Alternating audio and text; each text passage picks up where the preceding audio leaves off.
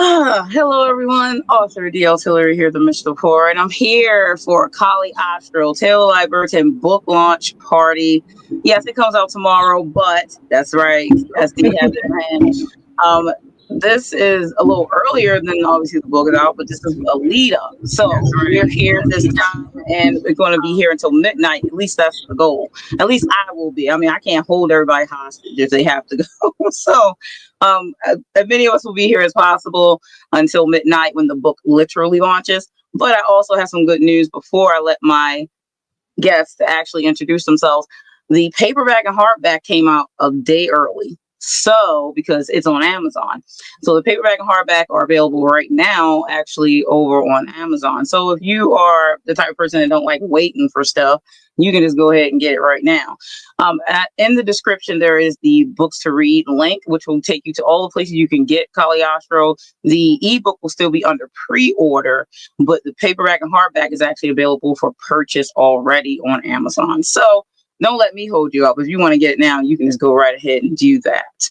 But before I get any further into this, let my guests introduce themselves. We're going to start with the beautiful SD Houston over here. Hello, everyone. And actually, I dropped the link for your book, pre-order link, into the chat too. So easy to get it from there for people to get it. So I'm Shannon. I write under the name of SD Houston. I do have a YouTube channel here on YouTube under the name of SD Houston. I write about broken characters who face adversity to become better versions of themselves. There may or may not be dragons, but there's always love to find. Fantasy romance writer. I do lots of sprints on my channel. I am 1/3 of the Self-Publishing Tips and Tricks podcast with Ben Pick and Morgan Lee. We have one more episode coming out this year on the 15th, in which we're saying goodbye to Morgan Lee as our co-host. And it's going to be, I was crying. So it was very tearjerker for me because she's an awesome person.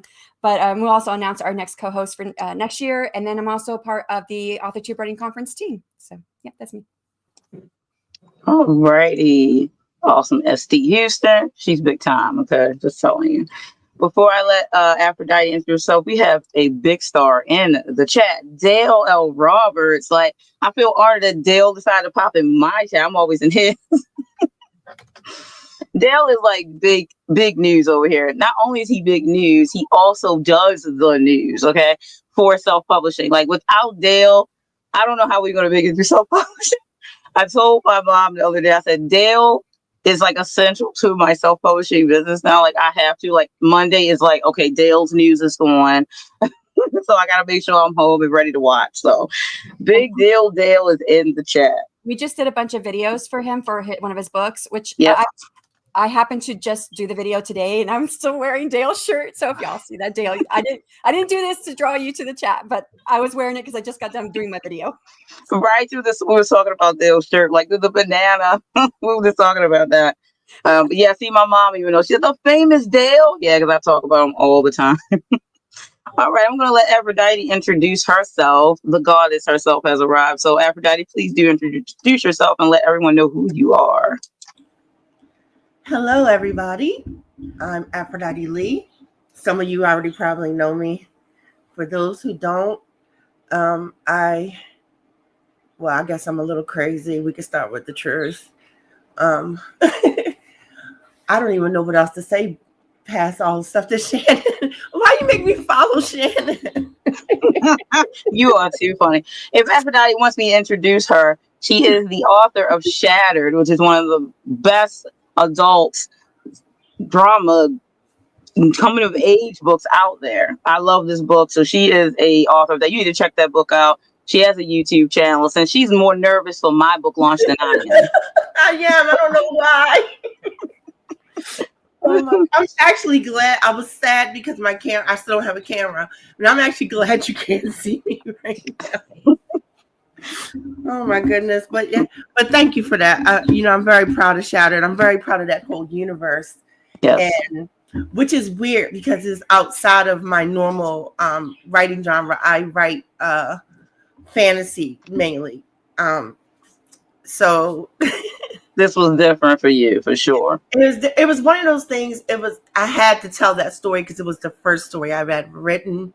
So I had to get it out, even though it's not anywhere remotely close to the normal style. I write paranormal fantasy. Yes. Like 90% of what I write is paranormal fantasy. I mean, it could be quite spicy, but it's still paranormal fantasy. Yes. So, but she did a hell of a job on that book. And I'm not the one to usually read this coming of age. And that book has convinced me, like, maybe I should have been reading this genre. That's how good it was. But yeah, so check out her channel. Check out SD Houston's channel. I will have their links below in the show notes after the live is over. So please do make sure that you follow them and check out other people that's in the chat too, because we got some awesome people up here in the chat that they all have YouTube channels you want to check out. I do have a small announcement that I'm going to tease you guys with. I have a project that's coming up that's going to be for AuthorTube. Officially will announce in January, and I'm looking forward to, like, oh my God, I'm looking forward to this so much, guys. You'll see. I know that was very vague, but you'll see. She's very creative, so I'm sure we're all into a treat nonetheless. All righty, so now let us get the show on the road, so to speak. We have some fun things planned. We have a couple games if we can get to them. Actually, also tomorrow, the book launch is my birthday. So this is also my birthday virtual book launch party. I turned the big 4-0, which is like, I'm excited about that. I don't know, a lot of people get excited about it. I heard some people get depressed, like, oh no, I'm 40. But I am excited about that number, to be honest with you. So it just means I'm wiser. I've been here for 4 decades, and that's a big deal. So I feel really excited about that. And then the book, I had to release it on my birthday. I was like, you know what? I need to do this on my birthday. It's a gift to myself. It's been a long time coming. But yes, so it's definitely perfect that it's working out that way. Like, I love that it's on your birthday. Oh yeah, I was really like, anniversary. You're never going to forget your book anniversary. Right, exactly. How could I? All good plans on that. All right, let me say hi to everyone in the chat before we get jumping into things. Sky Winter Books is here, jumping in early to say happy birthday and congrats on the book launch. Thank you. I hope you had an amazing day. Also, smash the like button. Thank you. I appreciate that. Yeah, hit that like button. That really does help people find this. And I was saying thank you. And yes, Aphrodite was here early as well. Thank you, Butcher. Happy birthday. Thank you. And Vixen of Fiction, thank you. I appreciate it. All the congrats. Thank you, SD, always doing the moderator's job. She does such a good job at that. And thank you for dropping the link. You can pre-order, I said, the ebook and get the paperback and hardback for sale already. So Amazon jumped on that one. So they did cause issues earlier, but yeah. Jennifer Brown says, congrats, Annie, and happy birthday. Thank you. I can't stay, but I hit the like button. Thank you. I appreciate you. Books, girls, and purrs. I love saying that, actually. I really, Leslie, I made it. I just walked to home from picking up the kids from school. Good evening, everyone. Congrats. Thank you. I appreciate it. Actually, I'm going to be doing a tour. My plan is to do a virtual tour of Caliostro all next year. So if anyone in my sphere knows of anyone or are a booktuber or a influencer or whatever who do interviews with authors or writers or whatever, I am interested and looking for spaces for each month. And actually, the reason why I bring this up is because I'll be doing an interview with Books, Girls, and Purrs over on her channel. So, and that's going to be around in March. That's what the plans we're making right now. So I will definitely be looking for more interviews. So that way everyone that I can think of will be hearing about Caliostro. So I'm on that. Yay, celebrations. And Edie Lewis, one of my favorite people here on YouTube. Hey there, congratulations, happy birthday. Thank you. I appreciate you so much. Edie actually did the first video book review for Caliostro already. If you want to check it out, it is live. I did share it on my community story, so you can actually check it out there. He gave it 4.5 stars, so that's to tell you how great it is already. So you can check that out. Thank you, Joe. Joe actually was one of the Kickstarter backers for the launch of Caliostro when it went through the Kickstarter. So he has one of the more special versions of Caliostro. He has this good old dust jacket version back here. So, and this person here is my mom, Lynette Tillery. That's why you have the same last name. All right. And ED, wow, I have to get my review up ASAP. Yeah, you get it up whenever you get a chance. It actually helps to get it up as soon as possible. But your book review video was very extremely helpful because of what lots of other people didn't hear about it, get to hear about it. So I super appreciate that. And of course, Dale, I really appreciate Dale popping in here and giving me that time because he's a busy person for reals. All right. And us Butcher talking to Dale. Make sure I don't miss anybody. Oh, we did have someone else to pop in. Dahlia D. Winters is one of my gal pals who writes all that. And Dahlia writes horror, and also I believe she has a pen name under a different rock. I think she does I want to say, I know she does horror, but I'm not sure about some of her other genres. I don't want to misplace her genres for her books. I've read through her books. She does some good work. Congratulations. And hey, everyone, thank you, Dahlia. Thanks for popping in. I didn't know if you were going to be able to make it because I know you got your son's home from college today. Surprised mom, and she didn't know he was coming. All right, let's see who else is here. Did I miss anybody? This is a great month. Yeah, it is. I'm so happy that everybody had time today. Yes, it is. It's my birthday. It is. I decided that I thought that was a good package deal. My birthday in the book release tomorrow. Your birthday? Yeah, it is. It is tomorrow. The book technically releases tomorrow. Hence why we're gonna run to midnight. But a lot of people give me my happy birthdays today. It already started happening over on Facebook. It's like a chain already. They're like, "Happy birthday early." I thought it was today. I was telling everyone it's today. It doesn't matter. It's all the same. But technically, I got nervous because I'm like, wait a minute, it's tomorrow, right? I didn't mess up. Yeah, it's the 5th. But really, my mom carried me way longer than she was supposed to. So technically, I would have been born in November. But back then, they did not induce you as quickly as they do now. They will induce you now. They're like, oh, the baby not coming the date. Oh, you getting induced. Like, we set the date to be induced. They don't even wait no more. Before, my mom carried me 42 weeks. Oh, wow. Yeah, she's like, I was like an elephant. They didn't. The baby had come on when it comes. So I got carried way longer. So technically, that's why I fall between the signs of Scorpio and Sagittarius, because I technically would have been a Scorpio if I had born. The last minute, because 42 is it. Yeah, and she's already trying to give away the pounds that I was. Like, wait a little bit, Mom. We have a birthday questions. Like, people could guess my weight. But she already told you. So I was a 15-pound baby. Sorry, Mom. Oops. I mean, she did eat everything she saw. It wasn't my fault. Like, I had no part in that. She literally did eat everything she saw. My dad had a nickname for her. He called her, that's why her nickname is Cupcake. And he always called her Cupcake. And Cupcake was a show that came on of a jackass donkey. And he would eat everything. So never leaving anything. So my dad called my mom Cupcake because that was the name of the donkey, was Cupcake, because she would eat anything and everything. So that was really cute and fun. So all right, so let's jump in. I was born way early. I weighed 4 pounds 6 ounces. Oh my, you was a little bit of nothing. Oh my goodness. All right, so let's see. I think we could probably do the first game. That should be fun. This is about the time we want to start the game. So the first game is actually called Birthday Wishes from the cast of Caliostro. Now, this is going to be easy for people who have read the book, I would say.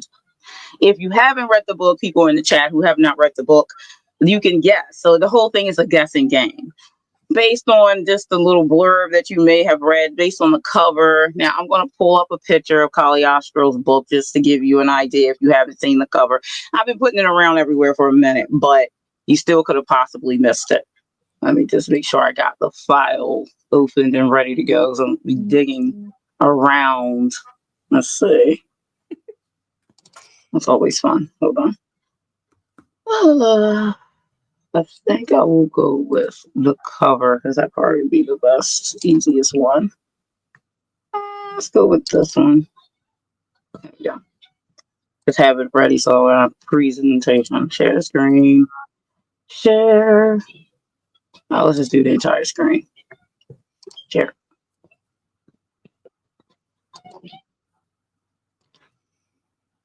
Oh, yeah, I know that. That's the point.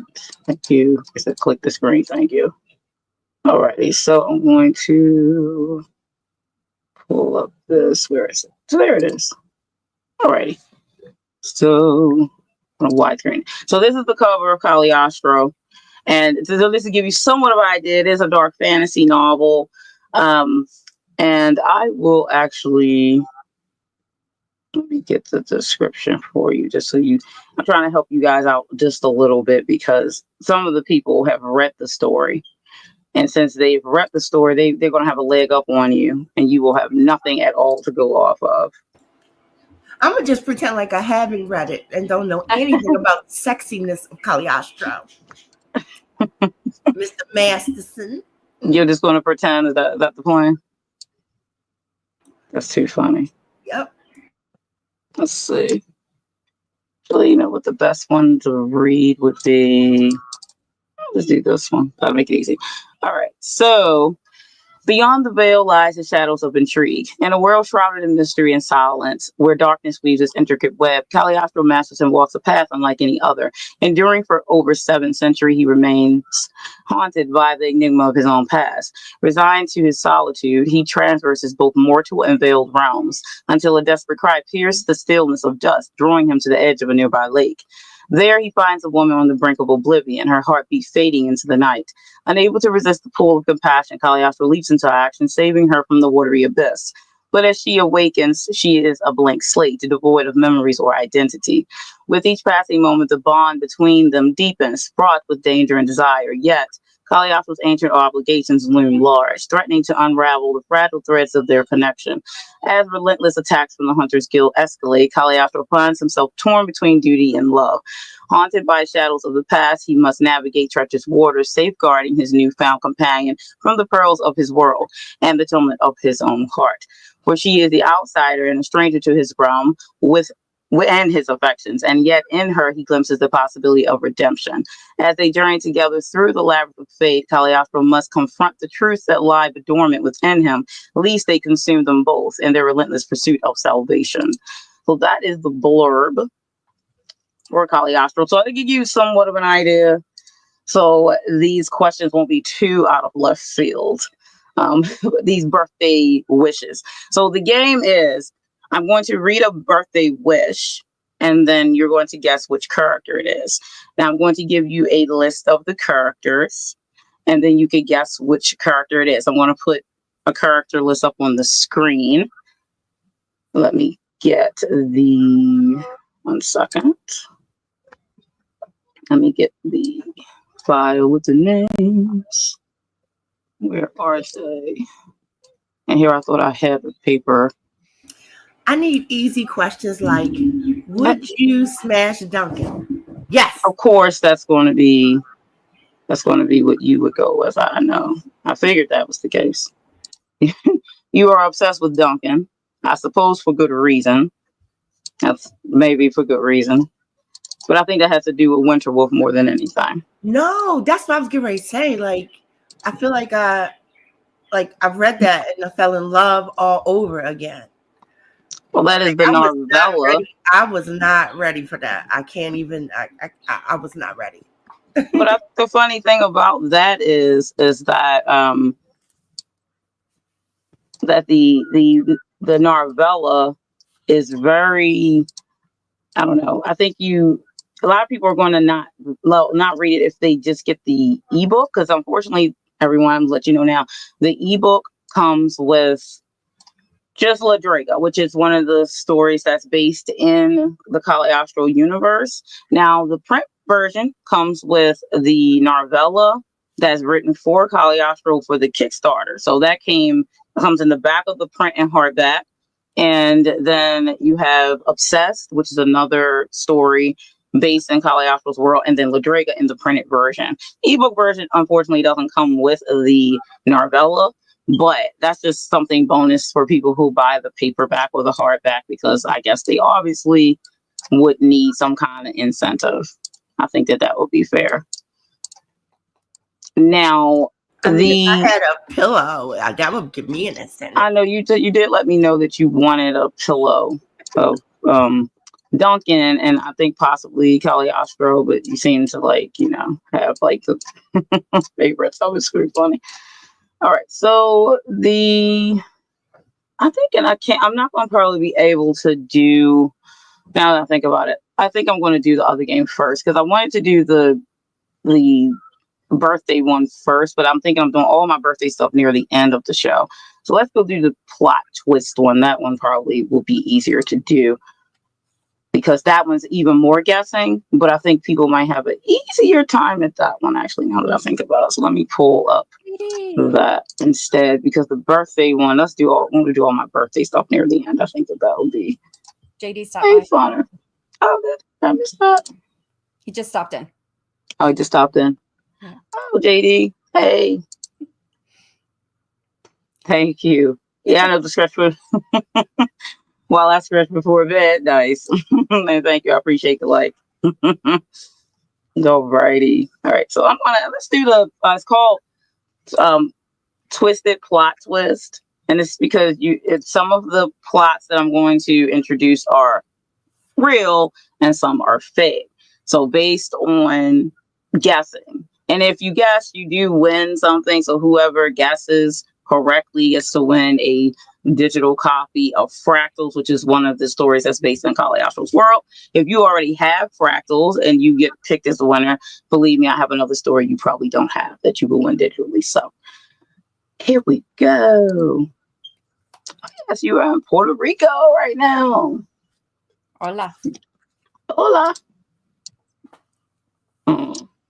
All right, so let me pull up the first question, and that is in my download, so I need to share screen. Let me first pull up the file real quick, fast.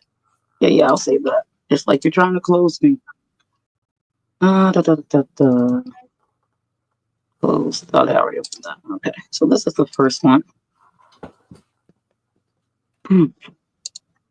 Let's share the screen again. And I have an 8-year-old that is very loud, so you may hear her from time to time. Alrighty, entire screen and share. Alrighty, so I'm going to pull this one up. Oh, there it is. Boop. Alrighty, so here is the first question for the first game. Twisted Plot Twist game. Now, everyone in the chat can participate in this, and you're just going to guess. And rather, this is true or false. And it doesn't matter if you're wrong, but let's just have some fun.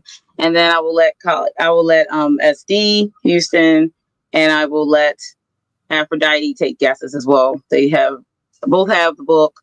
I know Aphrodite has read the book, so she will have a more insight and possibly win if she recalls some of the stuff that is either untrue or true. I'm not going to seriously play.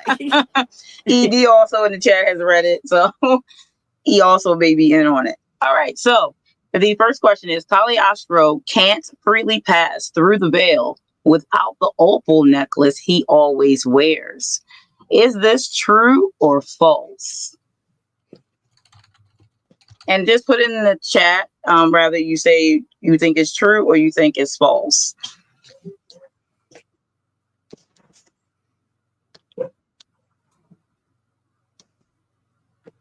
And I will wait and see. I am watching the chat now. And it's okay. You can guess. You didn't read the book. You take a guess. It's a wild guess. Caliostro can't freely pass through the veil without the opal necklace he always wears. Is this true or false? There's actually some psychology between the word choice by the word choice you chose. That would tell you what the answer to this question is. Yep.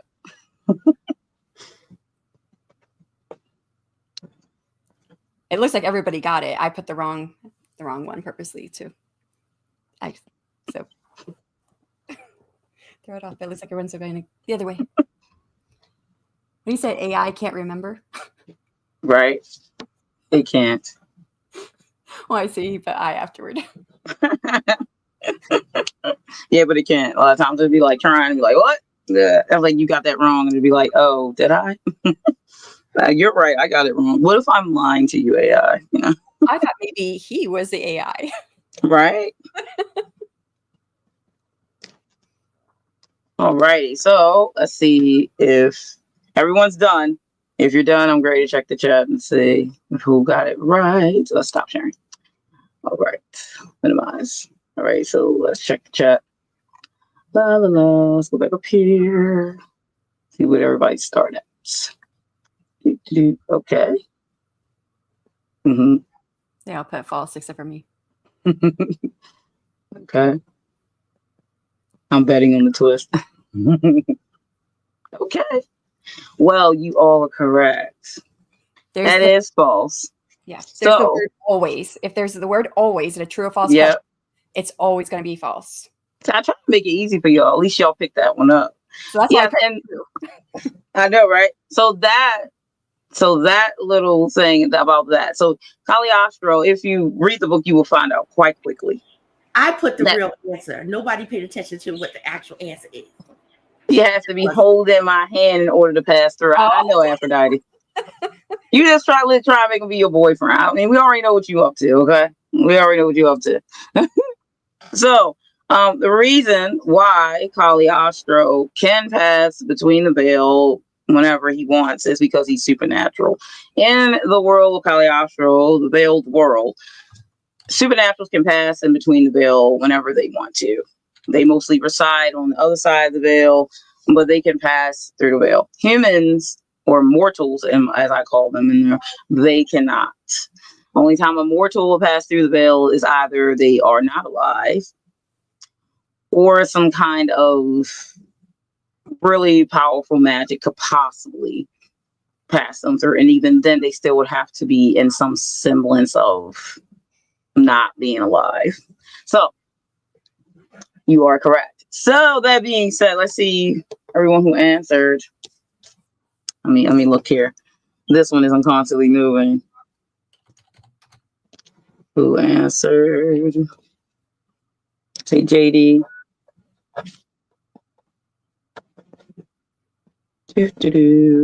I forgot what we were supposed to put in on one of the comments on one of your videos in order to be in the contest. Giveaway. Just giveaway. Okay. Just giveaway. Yep. I'm pretty certain I have everything you've published. Yeah. You probably do. I remember seeing The Room Within somewhere here in my office. Just can't find it. It's now hiding within the room. That's the room. The Room Within is hiding within the room. So I did have thorns on my heart. Yep. Yeah. Awesome. Yeah, I just actually Thorns on My Heart is on sale right now. Oh. Actually, the paperback is, I want to say it's $5.99 right now, and the ebook is, I think, $3.50, I believe. So I think it's on sale. I think Fractals is the only one I have just the ebook of, because you didn't have the paperback up there right away. At the time, yeah, when it first came out, you are correct. So purse.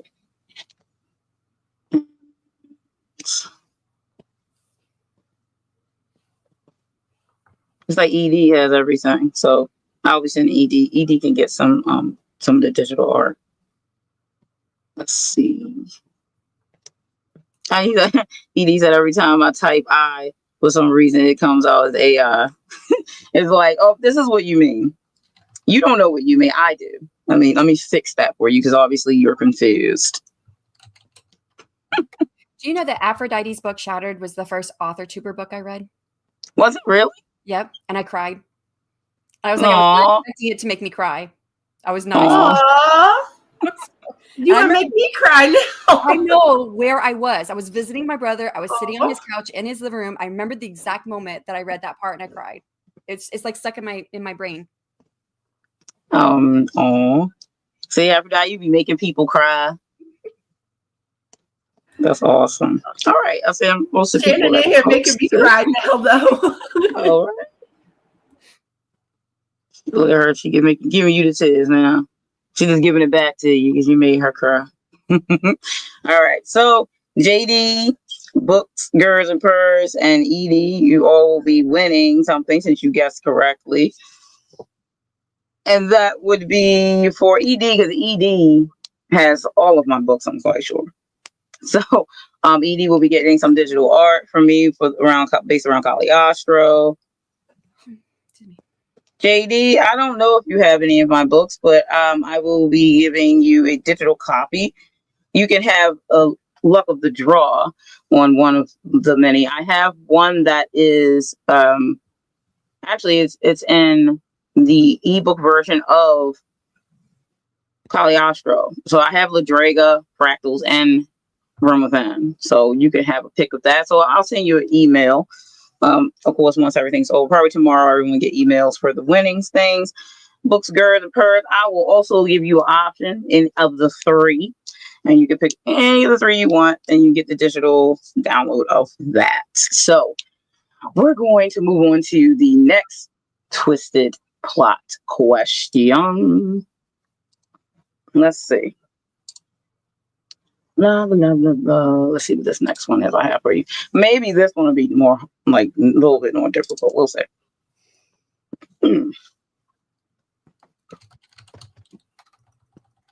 Alrighty. Full screen. Try to full screen it, but it's like, no.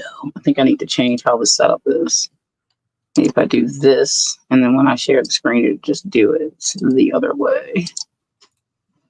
Entire screen. I click it and share it.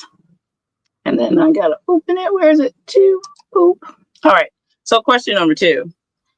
Allison betrays Caliostro during a pivotal battle, siding with an ancient enemy to save her own life. Is this true or false? And you can just type it in the chat. It's sad. Can you say it again? I didn't hear you. Allison betrays Caliostro during a pivotal battle, siding with an ancient enemy to save her own life. Just so we're aware, in this book, Allison is not always on his side. She doesn't know him, so sometimes, which could it be? And this is the romance couple, right? The main two cards you see right there on that picture there. Allison and Caliostro. Yeah. Yeah, Allison. Wait, Aphrodite. Doesn't Aphrodite have an Allison in her book? I'm trying to remember. Not that I recall. It's been a couple years, so. I mean, I've read so many of her books, I really have to sit there and think about it. So many things is not up. I'm not going to answer it. I do know. I don't know the answers, but I have all of your work, so. This is true. Yeah. Alrighty. Let me just wait and make sure anyone wants to answer it.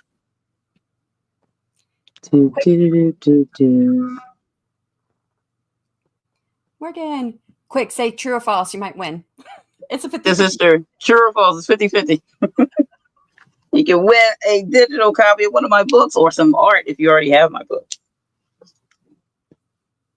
It's like Allison betrays Caliostro during a pivotal battle, siding with an ancient enemy to save her own life. That's Allison. So some of the characters work. Yep. That is the female lead of the story. Did you ask, do I have an Allison? Yeah, she did. I have an Aaliyah. Oh, yes. That's what it is. I was remembering there was an A name, but I couldn't remember. I was thinking it's actually 3 years since I've read your book. Yeah, it's Aaliyah, and which is funny because initially I was her nickname was Allie. And I was like, what name can I do with Allie? And I thought Allison, that would be great. And then when her mom's character got developed, I was like, she would give her daughter a more Afrocentric name. So I switched from Allison to Aaliyah. But Allison was initially her name. I was just reading your mind. That's all. Yep, apparently. And I spelled it a little weird. So it's like, it's not like usual Allison that I think people probably spell like, it's like Allison, the way it's like spelled. If I can. Yeah, you can say it either way. Most people are going to say Allison, but it's like, no, I've been calling her initially. I was calling her Alioson. Yeah, either way. Like I said, names are just, it's going to be whichever. So I think I heard you say her name so many times that by the time I saw the name, I just knew what it was already. Yeah, probably so. All right, I think that's everybody's going to answer. So let's check the chat and see who got it right or wrong. Okay. And I just want to say, like in the chat, don't trust anything I say because she's like, I don't remember this. I'm purposely being okay. JK said true. Books and Girls and Purrs said true. JD said true. Anyone else throw there? Add in to say true. Okay, I don't see anyone. Unfortunately, you all got it wrong.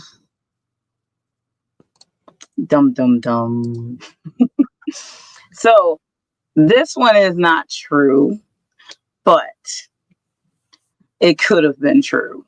So I don't want to give anything away, but let's just say Allison doesn't always just be like, "Oh, Caliostro, he is hot." This is true, but she doesn't. Disappointed.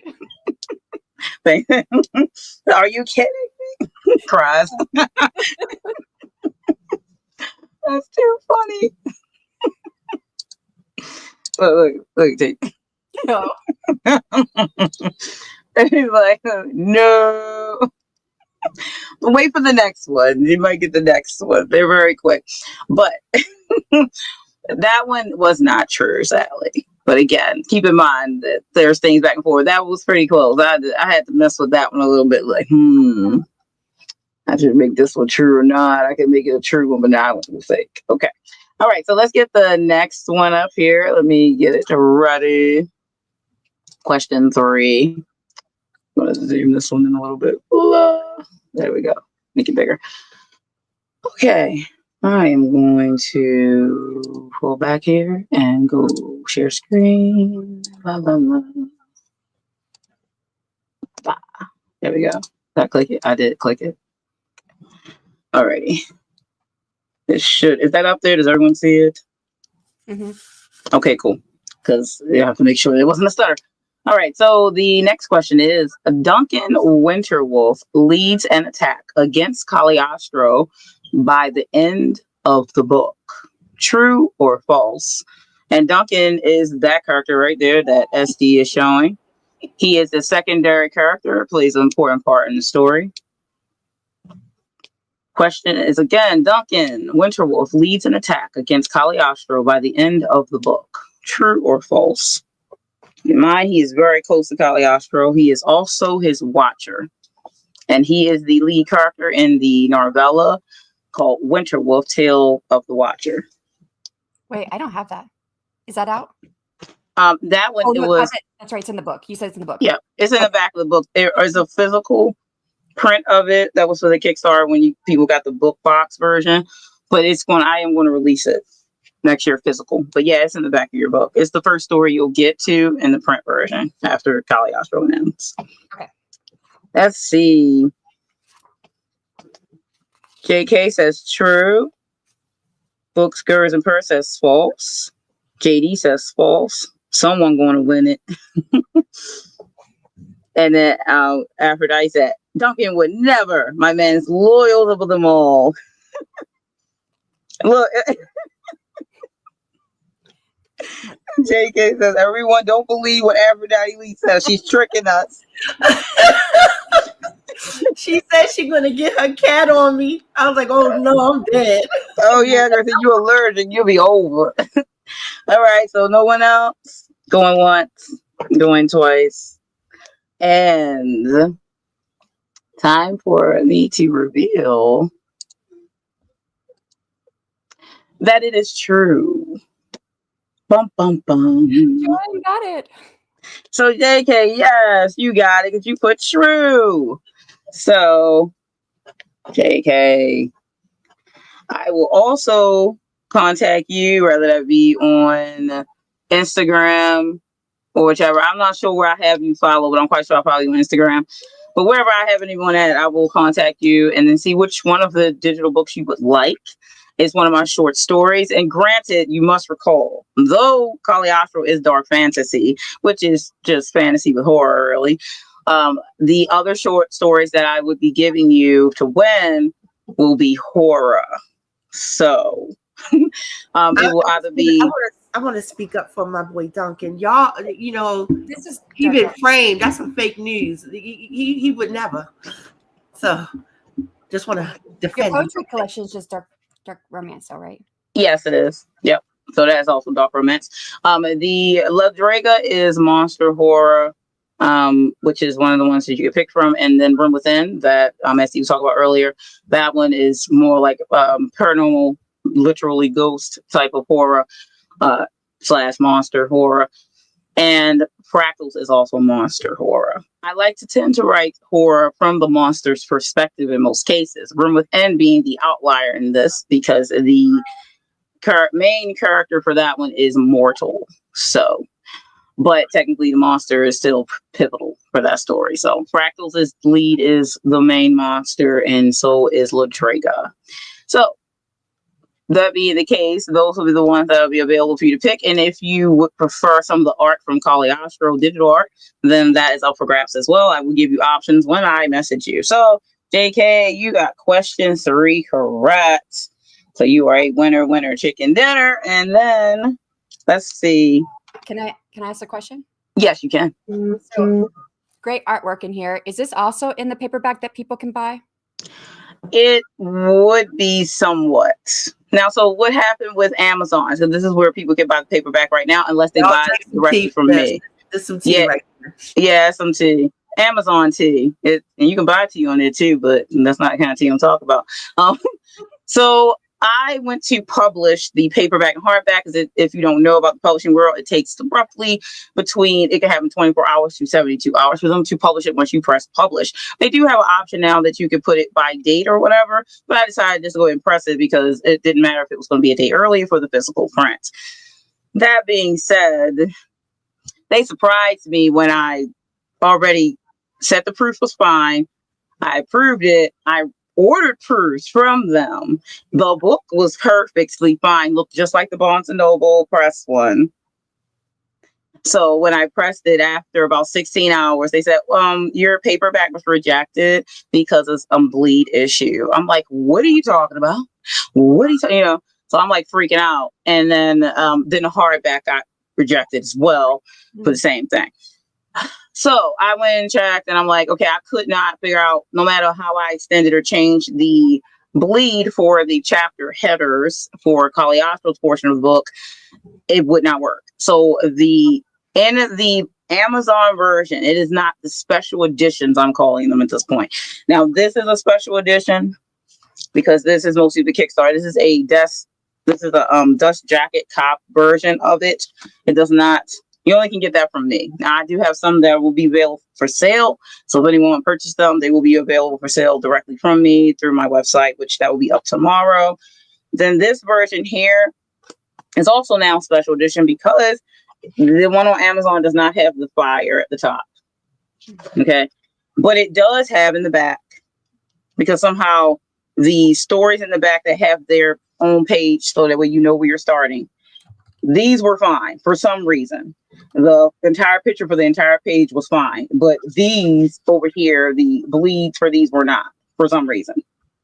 But they showed up because I can literally show you a copy of what I ordered from, and my mom would choose right now in the back end.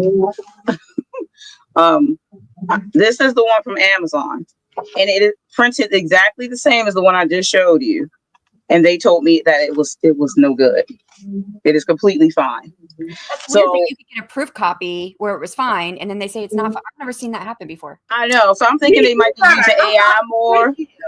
Yeah, I'm thinking they're using AI more, and they're not checking behind it. That's what I gather. That's what I think, because it didn't make sense. And then it was literally talking about the bleed for that, because when I went in, and then I had bleed for the roses and the bleed for Caliostro's headers. So I had to take the fire out, and I had to take the roses out. So these roses are in the Amazon version, but there is a emblem for these chapters. I didn't have time to put any of my art that I had prepared for it as a header. So the words are there, but I had to take the bleed out. And you know what the messed up part too is all of the chapter headings are also pictures. Yeah, they are. So it's all pictures. So I checked it and looked at it, and unfortunately, I had to take the map out, because in the dust jacket version from Barnes & Noble, and was planned to be in this one that I also have from Amazon. This is what you get in the Amazon one, because theirs is completely printed on. Mm-hmm. The map is in this one that I guys approved. So they told me, like, the map, that was also that bleed, that wasn't, I couldn't put that in there. So this is not, you can't get this either. So, but if you buy the special editions from me, then you can get the original version that the Kickstarter had.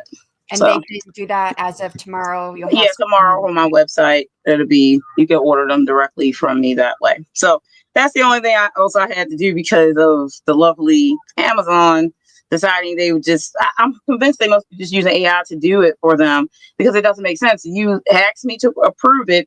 You didn't mention the bleed issues when I was checking the online proof. You only said, oh, these words here on this page is embedded. We embedded them for you. And that was it. So I was like, okay. And I ordered 2 proofs of this book that so it doesn't make sense. So, but I don't know how you can order proofs without them approving right. Finally. Right. It's very odd. So when I pressed publish, it changed the whole game and they said that. But obviously the bleed is fine. So I don't know where they were even getting it. It was weird. That's the part that's throwing me because there's nothing wrong with the bleed. And they proved that themselves because they sent you the copy. They definitely do get finicky. I don't know what's up with them. It's weird. They're being silly. But I am also going to publish the paperback with draft to digital so they can have wider distribution. But I haven't gotten to because I have to make a special formatted version for draft to digital because the one I already have for Barnes and Noble and for Amazon does not translate well. It messes up completely. So I have to get one formatted for draft to digital's platform. So once I do, then it'll be wide distribution because the ebook, which will be coming out at midnight, will be wide distribution everywhere. And if you check the books to read, you'll see that wherever available, libraries, all the places. I would say too, now that you have it published there for your paperback and hardback, I would go back, wait like a couple weeks, go back and try it again with all your pictures in there and see if it takes it that time. I agree. If they 100%. don't, they'll keep the original file. Yeah, that's true. Yeah, you're right. I will give it a go because it doesn't really make sense. I was like, what? Why? What? It was just really goofy to me. But all right, so let's get the next question. I think we're on question 4 this time.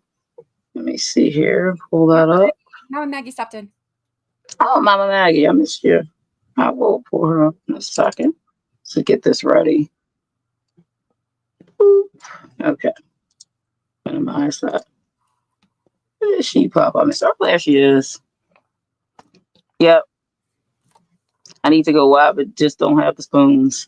That's a problem for 25 or 26, Mama. Okay, I feel that. I'm here screaming, Maggie! And I'm realizing, oh, you're muted. She cannot hear you, dummy. She's like yelling to the Lord, like, oh, she can't hear me. Oh, yeah, Ko-fi. Yep, I use Ko-fi too. You could always sell signed copies on Ko-fi. Yes, you can, which I probably will be there too. You can do it on PayHip for free. So. Oh, hello. He's already saying hi to Mama Mag and everyone else, and he's saying bye because he's got to go. No, JD, no. Bye. I will message you on Insta or somewhere place. I think I have you everywhere, JD, and I'll let you see which one of those digital books you would love to have. Bye, JD. Bye, JD. Everyone saying bye. All right, so let's do the next question. I think I have it here. Let me close this one and get this one ready. I wanted to tell you this. I based the character after your beautiful hair. Oh, really? Yep. I was like, oh, this is so Shannon. I have to do this. Okay. Well, you'll have to let me know when it comes out. I will. You get it. You'll love her. All right. Let me see. There we go. I'll see. Where's the screen? There it is. All right. So the next question. A twisted plot twist. Caliostro and Allison share more than 2 kisses in the book. True or false?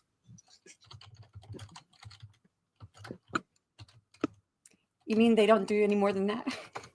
I don't know. Do they? Got the same argument as Aphrodite. Let's see. Edie's like scandalous. If Aphrodite added to this, what would she add? She was like, wait, they not doing the nasty enough. Right. We'll have to wait and see. Alrighty, I'm waiting for anybody in the chat. Is this true or false? Does Caliostro and Allison share more than 2 kisses in the book? True or false? Aphrodite. She that false. She be all up in my man's girl. You just ridiculous. You not right. I can't. I cannot. No one's She talking about false. Anybody gonna answer? Nobody wants any freebies. Nobody wants to get anybody. Just take a guess. You don't have to have read the book. It's cool. Be devil's advocate. Because I'm gonna count down and I'll just tell you. That's what's gonna happen. Yeah, that's these like true. Aphrodite, what do you think? Do you remember? Sometimes people don't remember the kisses. I don't know if I remember how many kisses they had. How many kisses did they have? Okay. As no one else is going to answer this one, I will just let you know. It is true that they share more than 2 kisses in the book. And I'll tell you why. In the book, it's a kind of important plot point for their kisses. And that is because Caliostro can heal with the exchange of energy. It is one of the abilities of a Libertan. So he does this to save her. It's at the very beginning of the book. So kiss happens like real early. So that's kind of important. So there will be quite a few kisses in the book. So yeah. You're like, oh, this is a little romantic kissing. It's kind of like a point first, and it turns into that. So, you just keep laying your lips all over somebody, you know. All right. I'm just saying, you find this Caliostro and you got to put your lips on me in order to save me. I am trying to die every day. Twice a day. Hey, I remember you wrote that letter. I think it wasn't doing the Kickstarter, well before that. I think it was on the announcement of the Caliostro, and then you sent a letter trying to apparently get Caliostro to come to your house. I still have it. She's like writing a letter like, oh, Caliostro. Aphrodite sent her some fan fiction. Yeah, she's already prepared.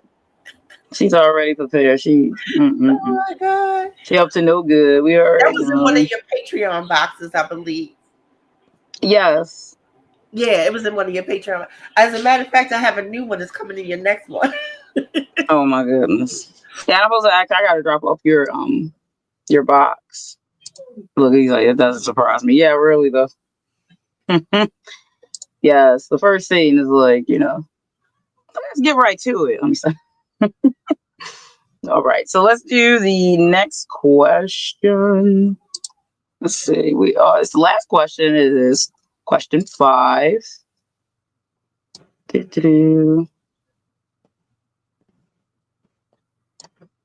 Let me make sure it's ready, and then I'll share screen. Share. Let's see if yeah, there it is. All right, the last question of the night. If anyone else wants to win anything, it is answer in the chat.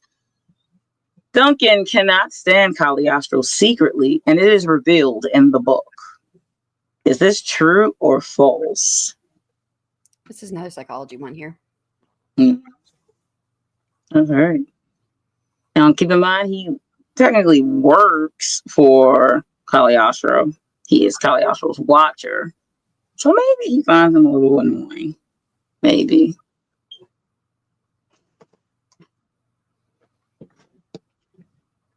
Books, Gers, and Purrs says false. Anyone else want to take a stab? Gers and Purrs. Yeah, I'm also surprised that people didn't, not too many people put giveaway in the comments the last 2 weeks, because somebody's going to win a hardback with a bunch of stuff. And it's only 5 people. Oh, So that's gonna be an easy win for somebody. yeah, It'll be an easy win. 20%. I think 3 of those are from my TikTok communities, actually. All right. All righty. Oh my God. Aphrodite with her answers. Aphrodite says, true, because Duncan wants to spend his life making love to me instead of being an doctor's servant to some spoiled guy in his issue. Why you gotta be writing stories in your answer? Yeah, Edie laughing at you. You see that? I'm just telling it like it is. I read between the lines. Is that what happened? That's what you were doing? Read between the lines? Mm-hmm. So it is not true. Duncan does not. We do not reveal secretly that Duncan dislikes Caliostro. He is quite loyal, and he is a watcher for Caliostro. So he doesn't like, oh man, I really hate my employer. Like, not one of those situations. So the psychology on that one is that you had the conjunction and most cases one of the independent phrases will be true, but the other one will not. So it's almost always false. This is facts. I'm trying to make it easy for people. So I looked it up. What was the I didn't want to make it too hard because a lot of people haven't read it. Yeah. So of course it would be anybody who read it, any of my Kickstarter people, like any of my like ARC readers or beta readers, if they're here, they're like snickering because they know the answers right out the gate. So I'm like, I don't want to make it too difficult. At least if you guess, you'd be able to figure it out. And then if you understand how psychology works, then you won't figure out any freaking way. So, though I think most people probably don't. And I do want to point out that my answer was a little correct. Oh my God. Yes, in your world, you're right. It was spot on. Yes. It was spot on. All right. So the other game that we could play is more of a birthday one. I'm going to read a birthday wish from someone. And this is mostly just going to be you keeping in mind of what kind of book and genre this is. And then also we want to take into account that some of these characters, you're not going to know who they are. If you haven't finished the book or you haven't read the book, then me showing you the card isn't going to help you. I'm just going to read the message and I will give you the characters. I'll give you the names of the characters that will be in the listing of that. I will actually post them in the chat so that way it'd be easy for you to be like, this person with the letter starting with blah. And we have ED joining us. Yes. Oh, ED, you look so adorable. Okay, it has a little horns.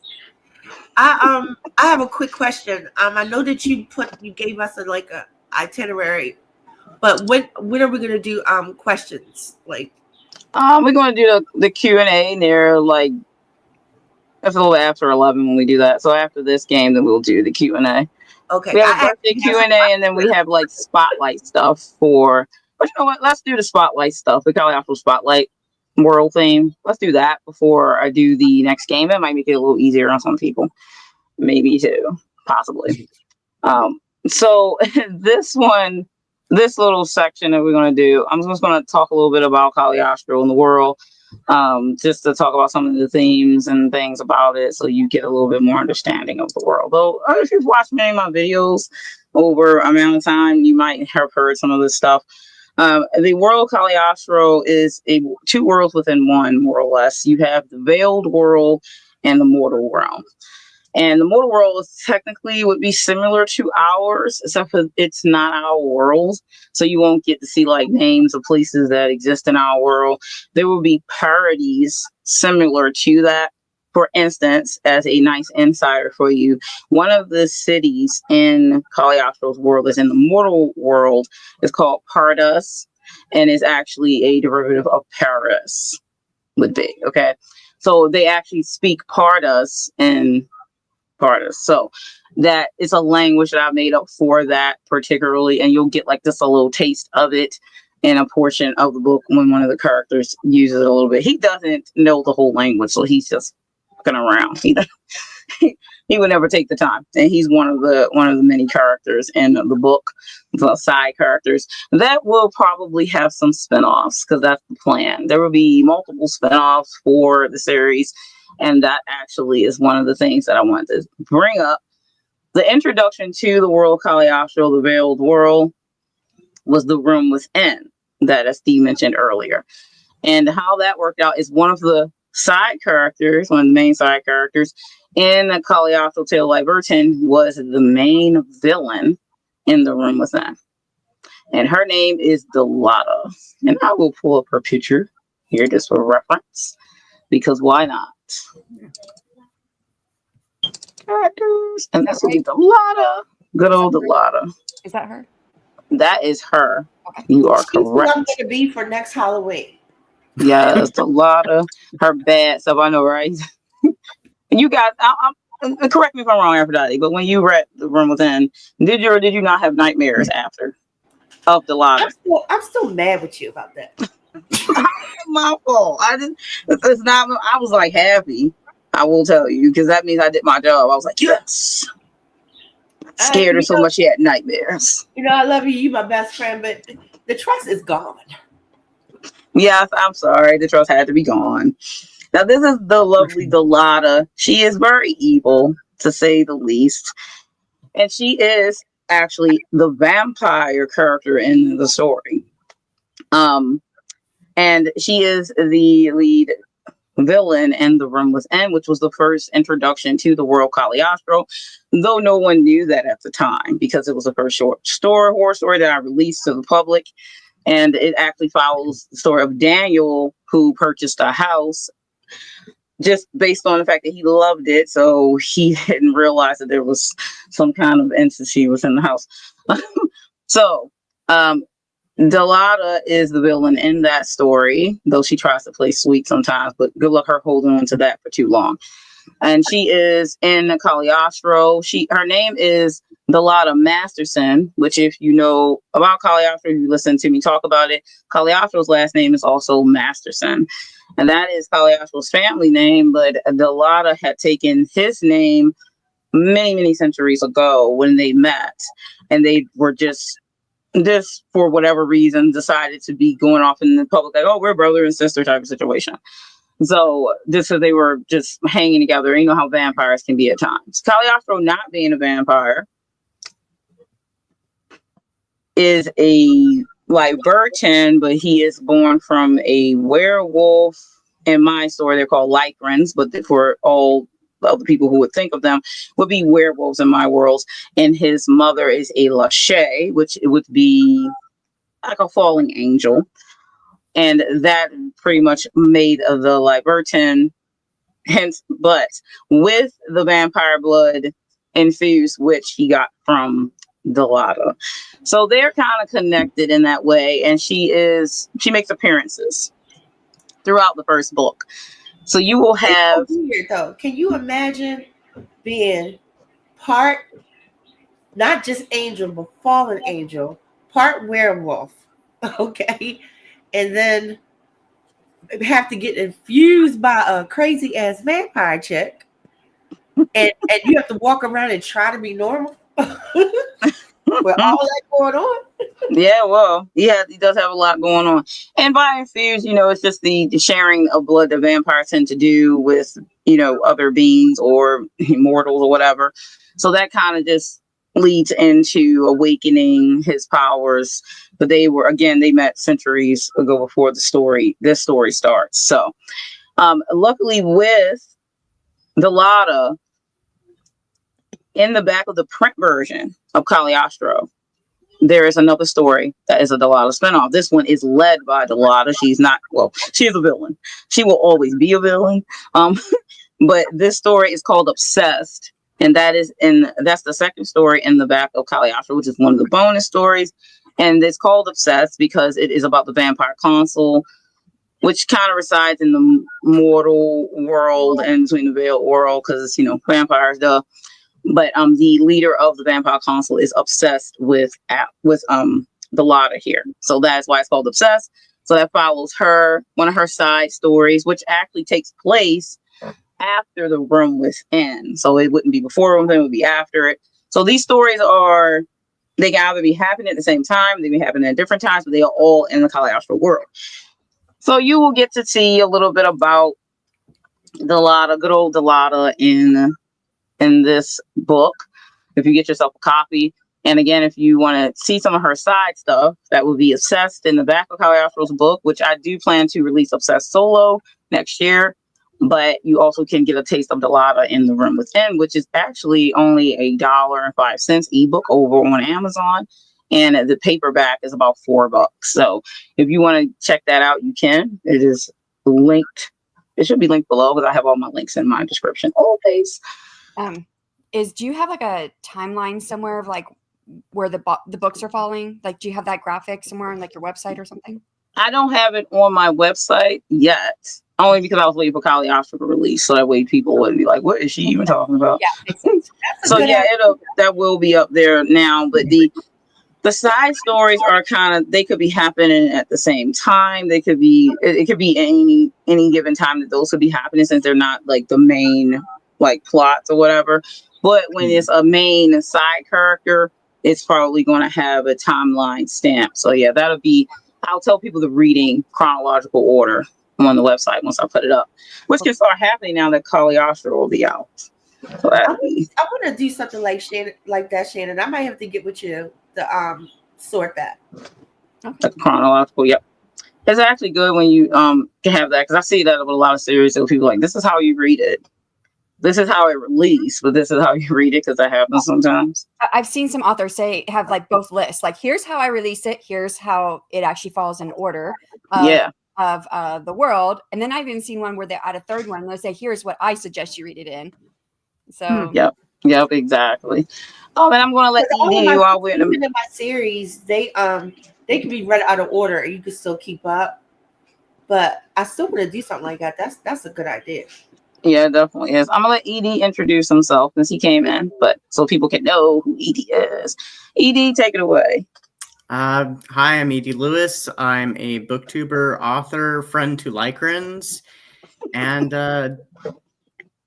get Caliostro, get The Room Within, get Fractals, get them all. You gotta catch them all. It's like the Pokemon. Thank you, Ed. Ed is one of my favorite people on YouTube, and he also is a great supporter. He's a great supporter of just books in general. He shares his views on book reviews all the time, has good insights, and you get that way you'll know what to read, what not to read. So you have to make sure you check out his channel. I always share stuff. If you check my community, you'll see Ed, you'll see SD, you'll see all the greats here. So no problem with that. At the comment. Oh,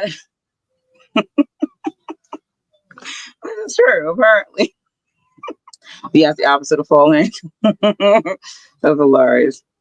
Oh, and Edie made a little joke there about the Lycran. He's friends with the Lycran because we had a game.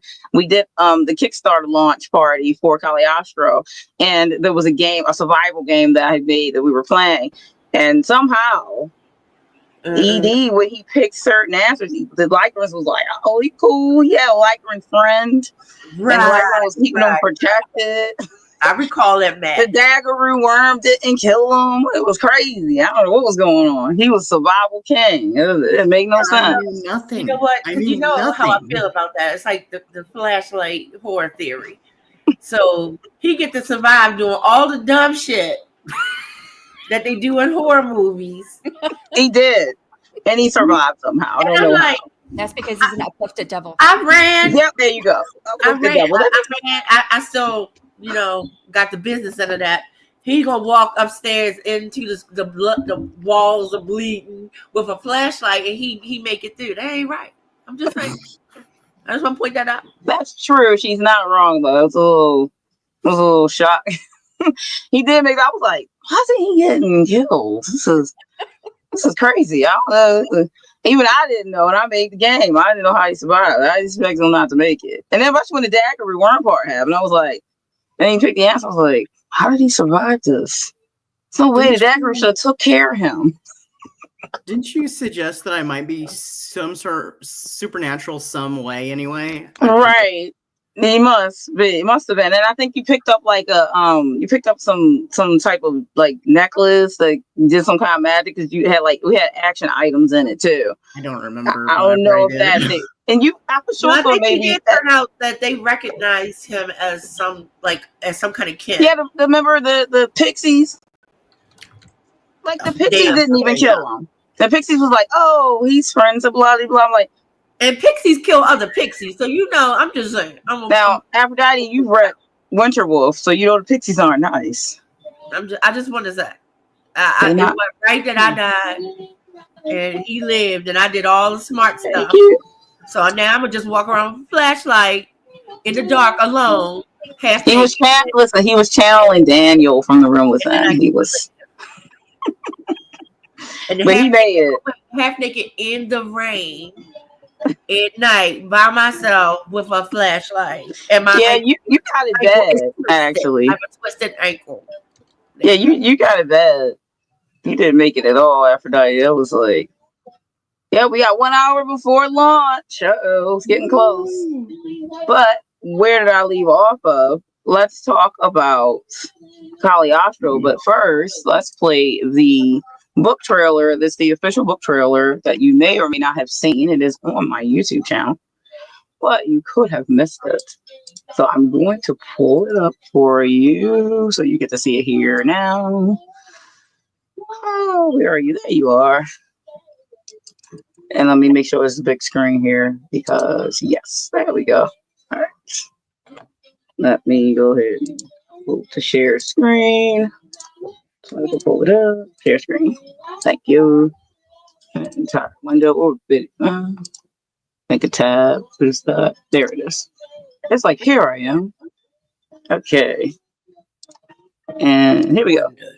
What it would be like to walk between two worlds, the other hidden in shadows. In Caliostro, my dark fantasy novel, you will meet Caliostro Masterson, an immortal who's wandered for over 7 centuries, haunted by the secrets of his past. His path changes when he rescues a mysterious woman with no memory, dragging him into a deadly struggle between the mortal realm and the veiled world. As ancient enemies close in, Caliostro must confront his past, face his darkest fears, and protect her before both worlds collide. Ready to step into the shadows where fate, power, and dark magic collide? Pick up Caliostro today and enter a world where nothing is as it seems. Ooh, okay. See what I'm saying? How you supposed to trust her? You know, right? This is true. He don't know. He's very suspicious of her. Believe it. Right again, very suspicious of her. So that is the book trailer. Now I'll talk a little bit just about Duncan. Good old Duncan. Let me pull up Duncan's picture, the one that was shown earlier. Yes, my man. Oh, look. You just love you some Duncan. I know. Let's see here. There he is. Okay.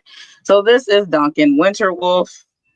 Like I said earlier, he is the watcher for Caliostro. And what watcher in this world is, if anyone has ever read Buffy the Vampire Slayer or watched Buffy the Vampire Slayer, they have watchers when they're similar to that.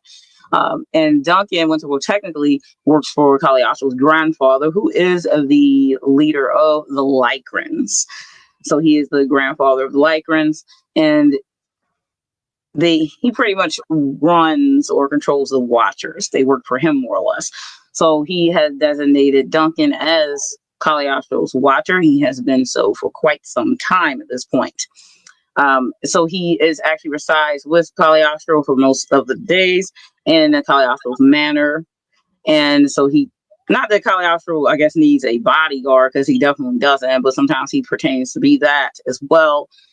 He will go ahead and do attacks if someone is coming to attack the manor, things like that. He gives him advice even when he doesn't ask for it. And a lot of times doesn't want it, but Duncan will give it nonetheless. Duncan's hair color, because that was a topic of when I was getting the artist to do the artwork.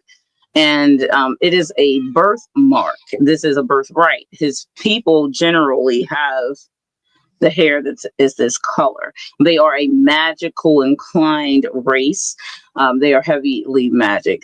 You will find out in the story that Duncan can do lots of different things with magic and maybe also the dead. So yes, he can. Yes, he can. He can do a lot of different things, and he's very attractive. Obviously, he has connections, which helps Caliostro out in the story. So that's also important. So Duncan is a very interesting character, and if you want to find out more about Duncan, his story follows the end of the end of Caliostro's story in the print version of the book called Winter Wolf, Tale the Watcher, and that is the novella to companion novel to the main story. So you get to find a lot more about Winter Wolf because he's a very important character for the story. Yes, there it is. Winter Wolf, Tale the Watcher. And actually the Amazon version has that page in it. They were fine with that bleed, but that makes no sense. I had to take the fire headers out, like I said, and I had to take the rose headers out. I'm like, y'all really though. But anyway. Right? Yeah. Got up there. I got like 14, 15 people hanging out. Right? I was like, yeah, I got a crowd tonight. Yeah, I appreciate people hanging out, like checking out what's going on over here. I've been steady too, so I love that. People interested what's going on over here behind the veil. One of the creatures I wanted to introduce that Aphrodite doesn't like. That will give you nightmares. And it's called one of them? Okay. One of them, well, the Daggeroo worm. Well, we know Aphrodite doesn't really like the Daggeroo worm. She talks about that all the time. Like, if I hear one Daggeroo anything, she just like, I don't want to deal with that. So I will pull up a mock-up picture of what the Daggeroo could look like so you can get an idea. I ain't trying to see that. She's so funny. I can't. Let me get this Daggeroo.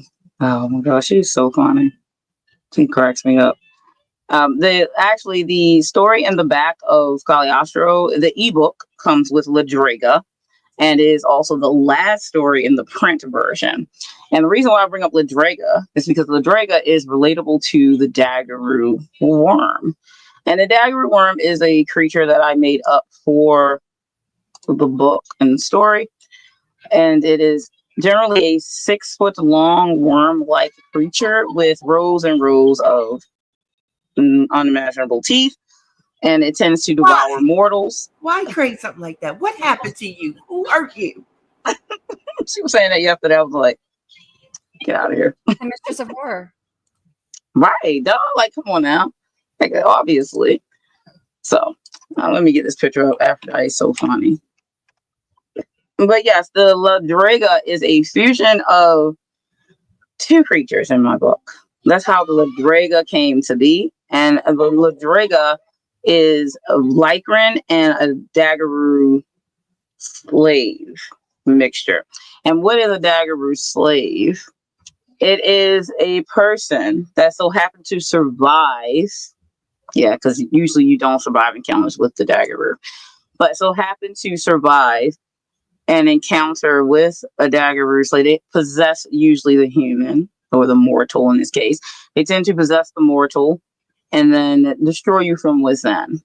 Now you would think, how does a 6 foot worm-like creature possess you and just like, within your body?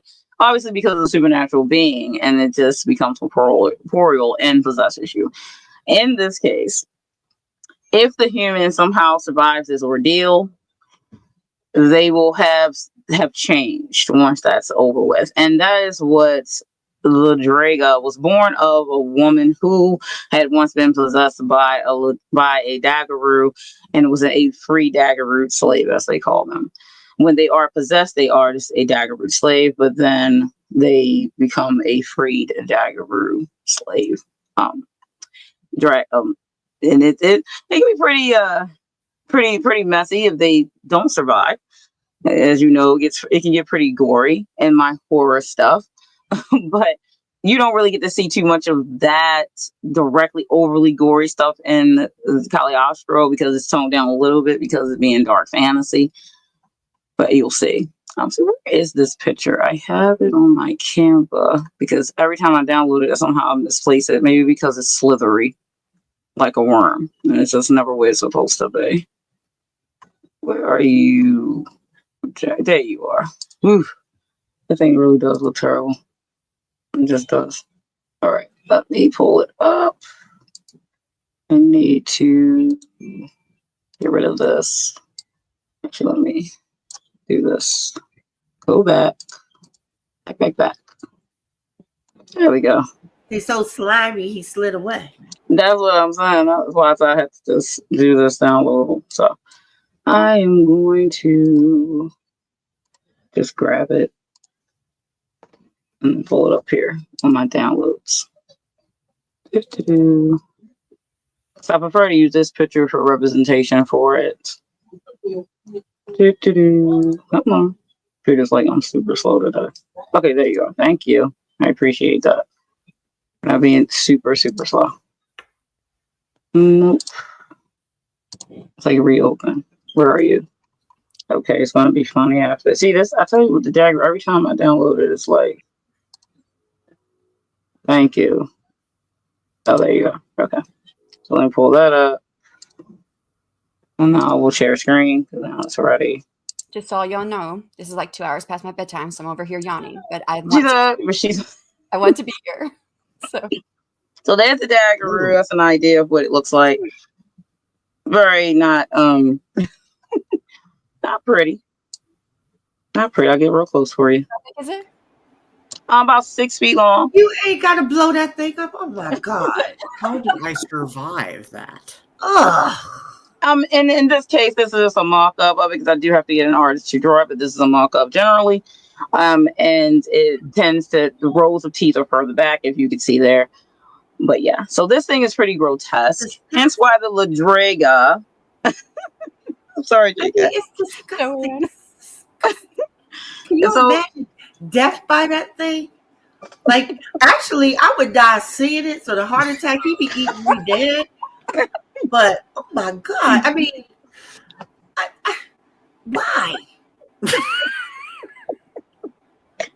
But yeah, so this is the Daggeroo worm, and like I said, the Ladrega is related to this. There are quite a few spin-off creatures that are mixtures of with the Daggeroo and another being this in the Caliostro world. The Ladrega was the first one.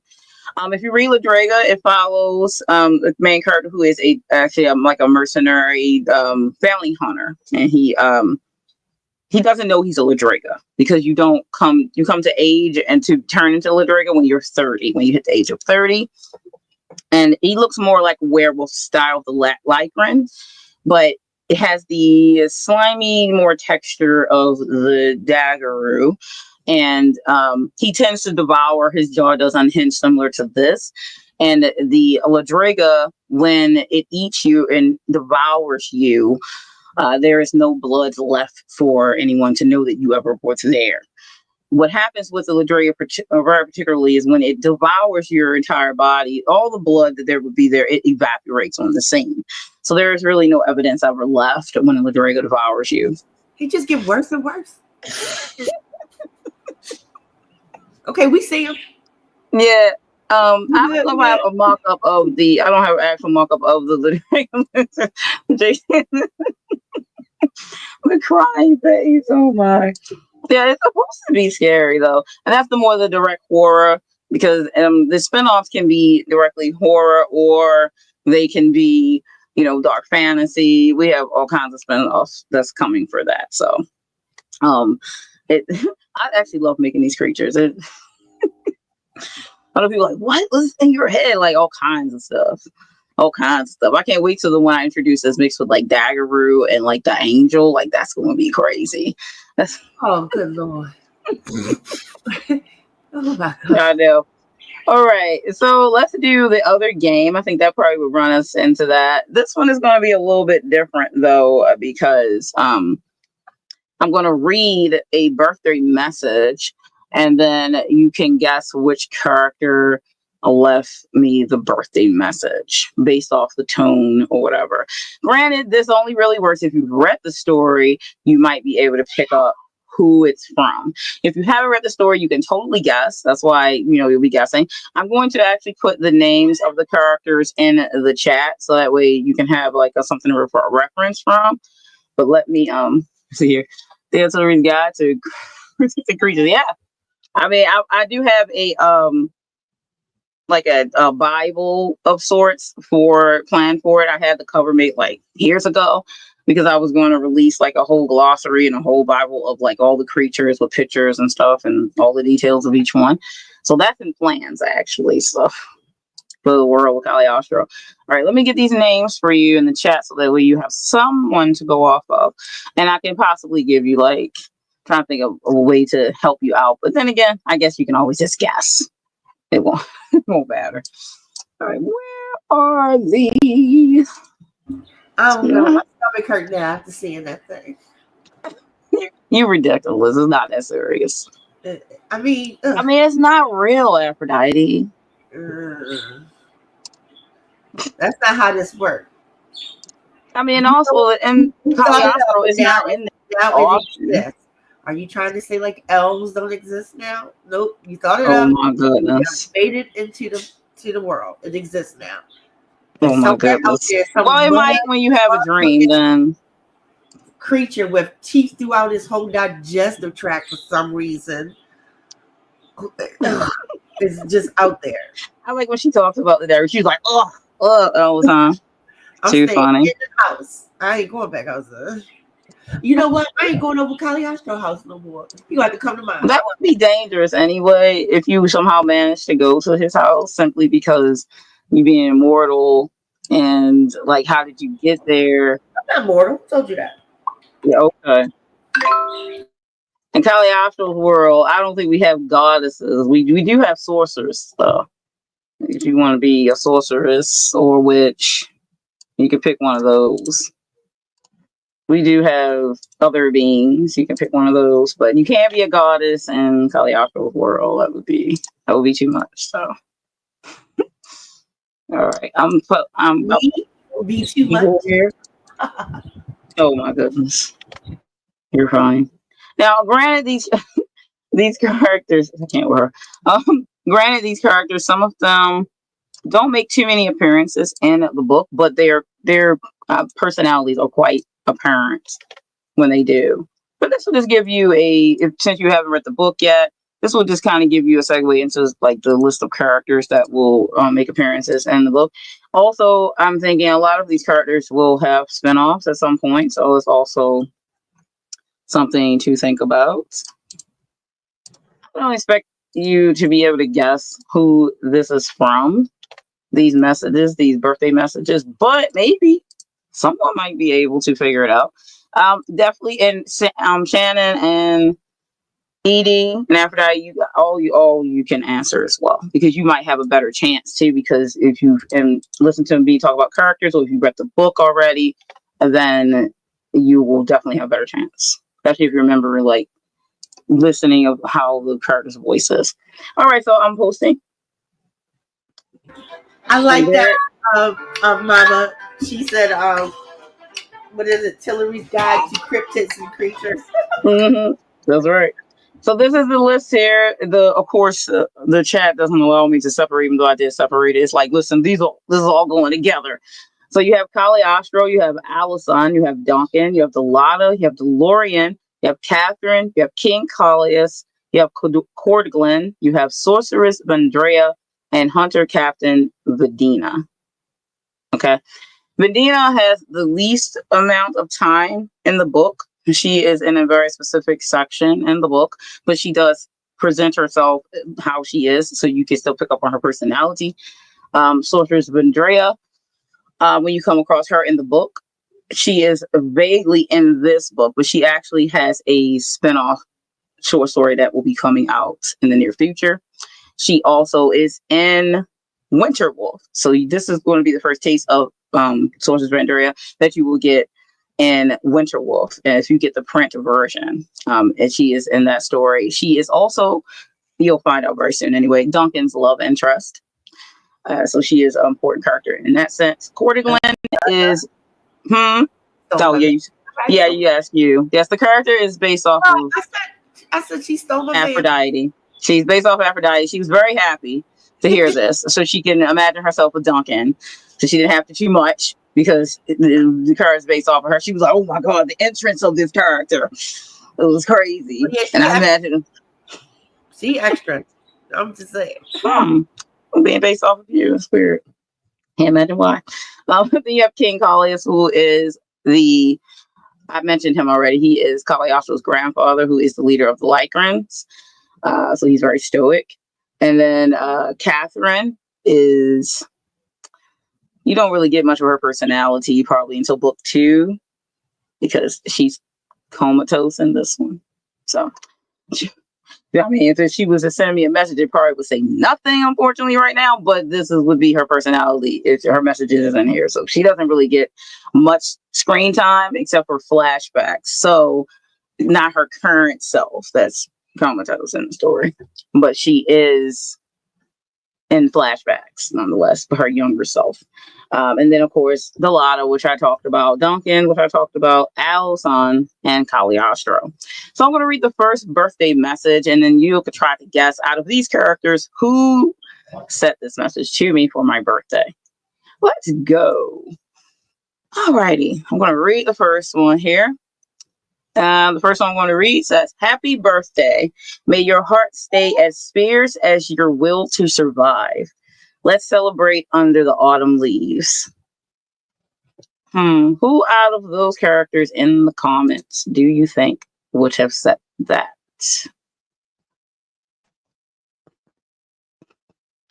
Do do do do do do do do. And if you need me to read it again, I will, of course, since I'll just be waiting. I will read it again. The message again is, "Happy birthday. May your heart stay as fierce as your will to survive.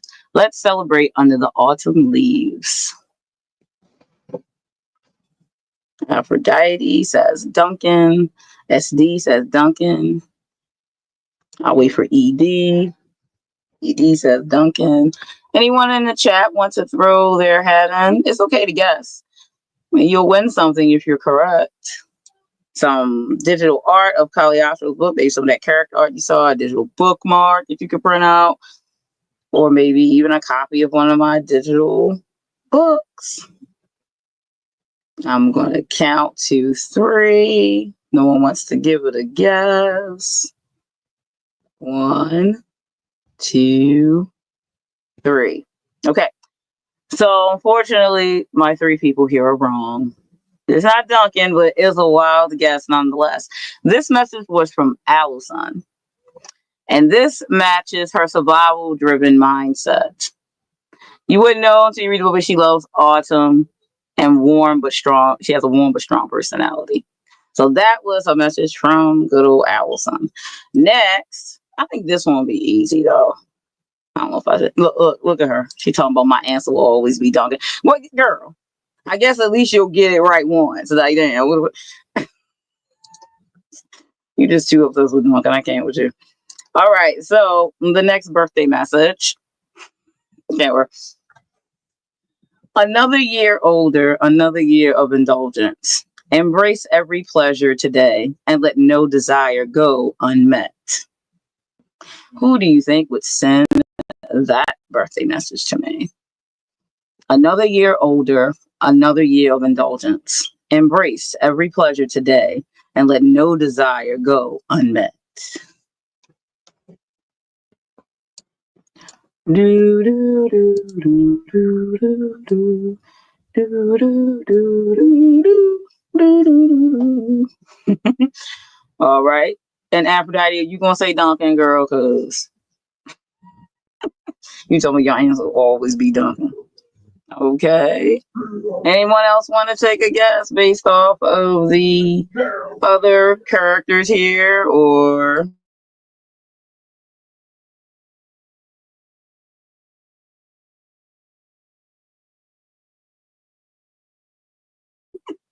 All right. So no one. Okay. I will take the ones that's here, and the answer is Delata. She is very much about desire, very much about embracing it. And yeah. So this ties into her impulsive approach to life. She's very impulsive, this one, indeed. All right. So the next one is in the silence of winter's grip. I acknowledge your milestone. May your path remain resolute, for destiny awaits us all. Who do you think said this one? In the silence of winter's grip, I acknowledge your milestone. May your path remain resolute, for destiny awaits us all. After I put like all the exclamation marks. She's too funny on camera. Do anybody else want to take a guess? Let's see.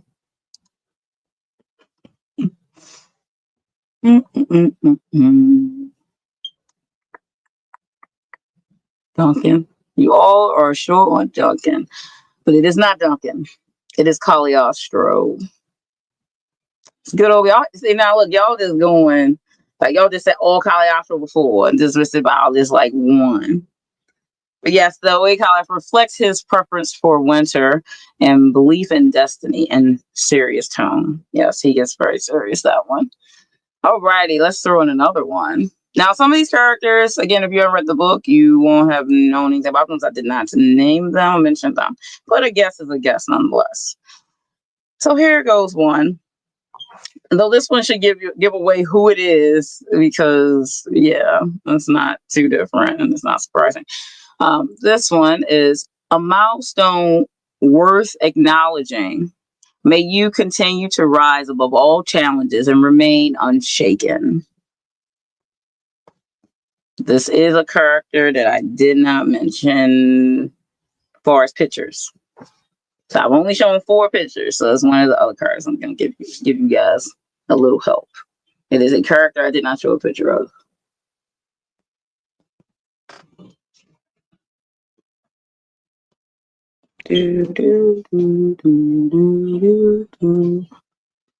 Aphrodite is your answer, Duncan, again? It'll always be Duncan. Okay. Yep. No, I can't with you. Okay. And the answer is King Calios. The only giveaway for this one would be because he said something similar to Caliostro. A milestone worth acknowledging, and Caliostro said the same portion of the line, because obviously he would, because they're related.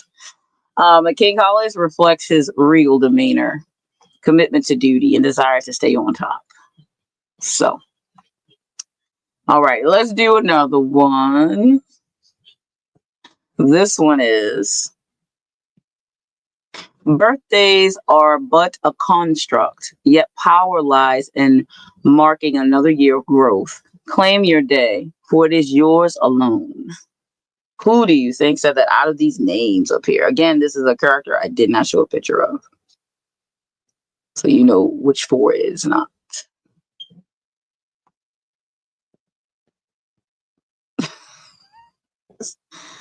Girl. ED, what's your guess?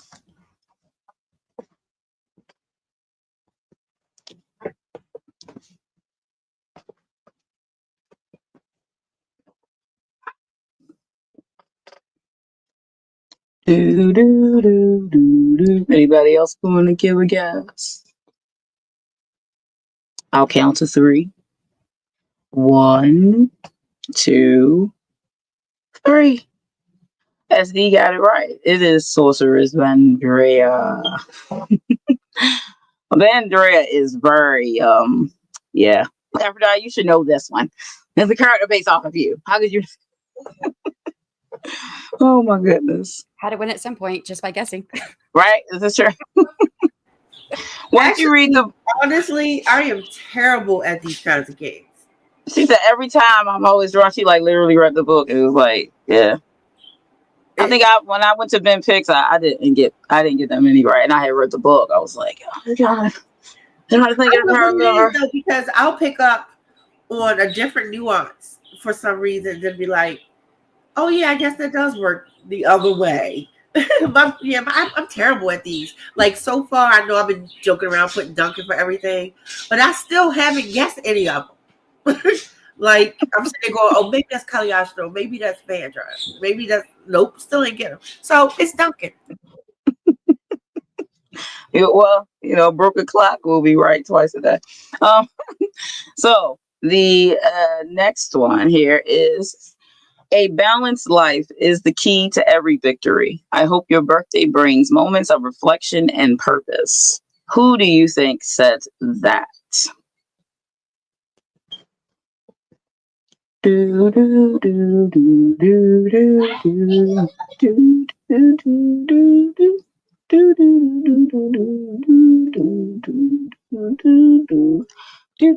do do do do. Aphrodite, of course. So she gotta put periods in between. Ridiculous. I can't. Okay. So no one else is going through their head. It is Duncan. Look at that. Good job. Y'all got that one right. You got that one right. Because Duncan aligns with his preference for balance and reflective nature. Yes, Mr. Balanced over here. Look, she's like, I knew it. I have to put in Duncan for every single one. You talk about you do it. You funny. I can't with you. Like for real. I think we have. I swear to God, that was my legit. DUNCAN. He's about balance. You just funny. But still, the rest of the answers are Duncan too. So I know all of them are Duncan. You're gonna get right once at least. Now you're just gonna be wrong the rest of the time because obviously it's only one from Duncan. So, all right, here we go. The last one. I don't think. Oh yeah, I didn't do it. So okay, I will do that one then too. I think that would be it's only 2 more. Is it 2 more? I think it's 2 more. Okay. Silver light shines on those who celebrate with joy. Happy birthday. Don't forget to keep the party lively.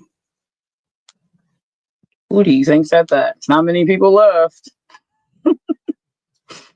There's not many people left. And we are only like less than 30 minutes away from the launch of the book officially. And then we'll be doing the winner pick too. Of course, your answer is Duncan. Aphrodite, we know. We know. All right. She says Catherine. Anyone else? Blah, blah, blah. Okay. That is. Okay. He said Captain Regina. Okay. It is not. It is Cordiglan. Cordiglan embodies his party-loving personality and associates with silver. Cordiglan in the book is. See, I would have thought that was Delata. No, yeah, and Delata was that one that was always greedy and basking in the desire, because close to that's how she is, and she always be eating people and stuff. She's very messy. This one. Very messy vampire, very, very odd. Cordiglan is the leader of the Hunters Guild. So, yes. Let's see. We had just 22. Let's do one more just for the heck of it. And we have another section we do for the party before we start doing the drawing. And this one. Yes. Birthdays are not for complications. They're for joy. Go with the flow and bask in your special day. You take a guess? Take a guess, anyone, I guess. This is also a card that I did not have a picture of, so of course it would not be one before. And probably think about who did not get named already. These last ones are super easy because of that too. Because it's someone who didn't get named yet. And you said Dunk can, of course, because he can. You just ridiculous. I can't. So ridiculous to get with her.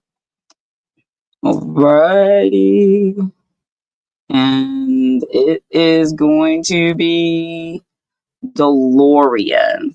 DeLorean in the book is the laid back one, the one who actually speaks a little bit of Pardas, but he actually doesn't know the language, and there's a little funny little exchange between him and Caliostro. Caliostro's like, I didn't realize you learned the language. And he's like, not really. That's about all I know. I don't really know any more than that. You're lurking, that was a little bit based on Paris, and for some reason I got New York. Either way. Not because of the city, but that may be that why. But if you pay attention to the, when there's another scene in Pardas, how he explains how the buildings are, it's not really it's more, I would say, untouched. It's not as modern built type of situation. If you got anything mixed up, you would maybe got it mixed up with Italy or something like that, because of the way the buildings are explained in one of the scenes. So yeah, you could have maybe thought about one of those things. But there is some semblance of a city in there that could be maybe thought about as New York, but that would have been maybe France. It made me the scene was making me think fast paced, and I just instantly thought about New York. Yeah, there are two locations in the book that's similar to that. You may be getting them mixed up. That would be Transfer City, which is the city on the other side of the veil, and then there is a city in the mortal side of the veil. But actually, the city line is in La Draga, and also in Fractals, I believe. I think I made an appearance for that same city in both of those. So yeah, that would be the one that would be similar to a New York style type of city in that case. Alrighty, so those are the birthday wishes that I got from my characters apparently. Let us see where we are. Actually, we're getting close to the 20 minutes left mark before the book launches, and then we could do the giveaway, which I'm sure someone will be happy that entered it. But before that, I'm going to actually cut my cake here live and eat a little bit. I would share it, but I haven't figured out how to teleport things to people yet. So that's an issue that I have yet to figure out.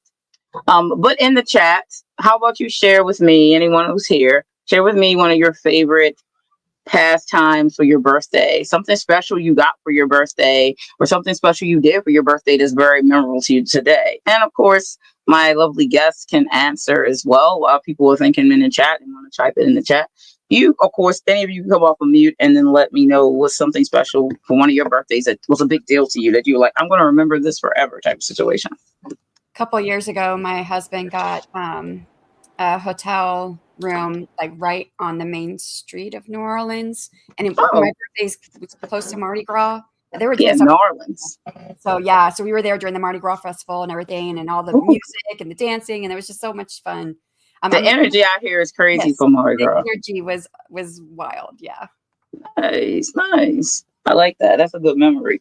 What about you, Edie? You got anything you want to share, like a birthday that you really remember, or a gift you got? I really don't have birthdays, but I can't really think of anything either. Well, if you did want to do something crazy for your birthday, or get something very big deal for your birthday, what would it be, or where would you go?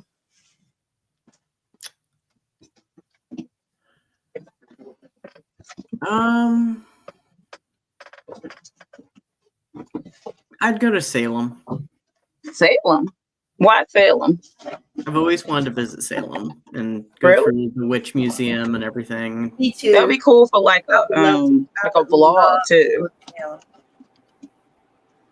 They put the cake in this big box. I don't have a specific birthday, but I love the fact that, like, since my kids got older, that every year they give me a happy 27th birthday cake. Every year. She's 27 forever, right? And now my youngest kid is older than me. No, actually, it's not. I don't have one under, but they're older than me. But I think it's so cute that they do that. It's literally happy 27th birthday every night. Not like happy birthday, mom, or none of that. And so it warms my heart because they understand the meaning of the 27. It has nothing to do with me trying to be young. So it's just really cute. I love to see it every year. That's cool. I like that. Okay, I got the cake out the box. They really put it in a big box for like safety reasons of transfer, but it's a Nightmare Before Christmas cake. Look at that. Of course it is. That is. They're sitting up. There's a couple in there. It's cute, and it's my favorite color, purple. And on the inside, it's beautiful. White cake, and I think it's strawberry filling, I believe. So let me cut into this. Now you got 20 minutes. I'm cutting it right now because Oh, look at that! Got the red coming right out with it. So even her cake has blood in it. Yeah, it's blood. Even her cake has blood in it. You know it. Let me split that. I don't like big pieces on my mom. My mom cuts cake. She cuts in giant pieces. And I'm always like fussing. And she's like, well, I got to show this enough. I'm like, there's a little bit of stuff. Who can make a cake that looks like that monster you put on the screen earlier. Right? Oh, there's so many people that can do that. You was my best friend for a little while. Now you're a fighter. I've done the cake with my book cover for my first book cover. Mama Maggie was saying that she did that for all her book covers. Oh, wow. When I had my launch, Danny ordered a cake that literally was my book. Yep. It was so beautiful. I didn't want to cut it. Yeah. Yep. And it was delicious too. You know, sometimes you'll get these beautiful cakes and they taste okay, but they're not great. And this cake, woo! So say it's red. Look like. So I can't with you. You talking about you can't. I would approve. And see if you do that monster and it's bleeding, you're killing the monster. Oh God, no, please. Like someone wants a piece. Well, Aphrodite, you should like that. The character is based off of you. What did she do that I told you? You remember? Yeah, I didn't hear what you said. The character that you're based off of, Sorcerer's Vendria. What did I say? What did I say she eats? In the pool with her man. No, what did I say she eats?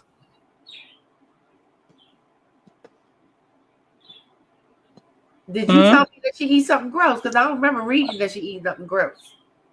She at times, in order to harvest the souls that they devour at times, she eats sliced up daggery worms. We not friends no more. And I told her this, and she freaked out so much so that she forgot. But yes, she does like to harness. She can be twisted too, but she likes to harness the energy that the daggery worms hold. So they tend to devour mortal souls when they get them. When they come in on the other side to pass through, some people don't make it. That's the daggerers eat them. But are y'all hearing this? Is it just me? Right? Y'all heard her, right? Okay. But I'm the Michelle horror. Like, it's not really shocking, is it? It's not, right? So you actually will learn in one of the side stories. So next year I plan to bring out the short horror collection for It's Beyond the Veil horror collection, and it is all creatures and or beings that are based in the Caliostro world. And one of the stories is Daggeroo. So you learn a little bit about the Daggeroos, and there's also another story in there that shows you the origins of where the Daggeroo comes from. Note to self: ignore new book that starts with D.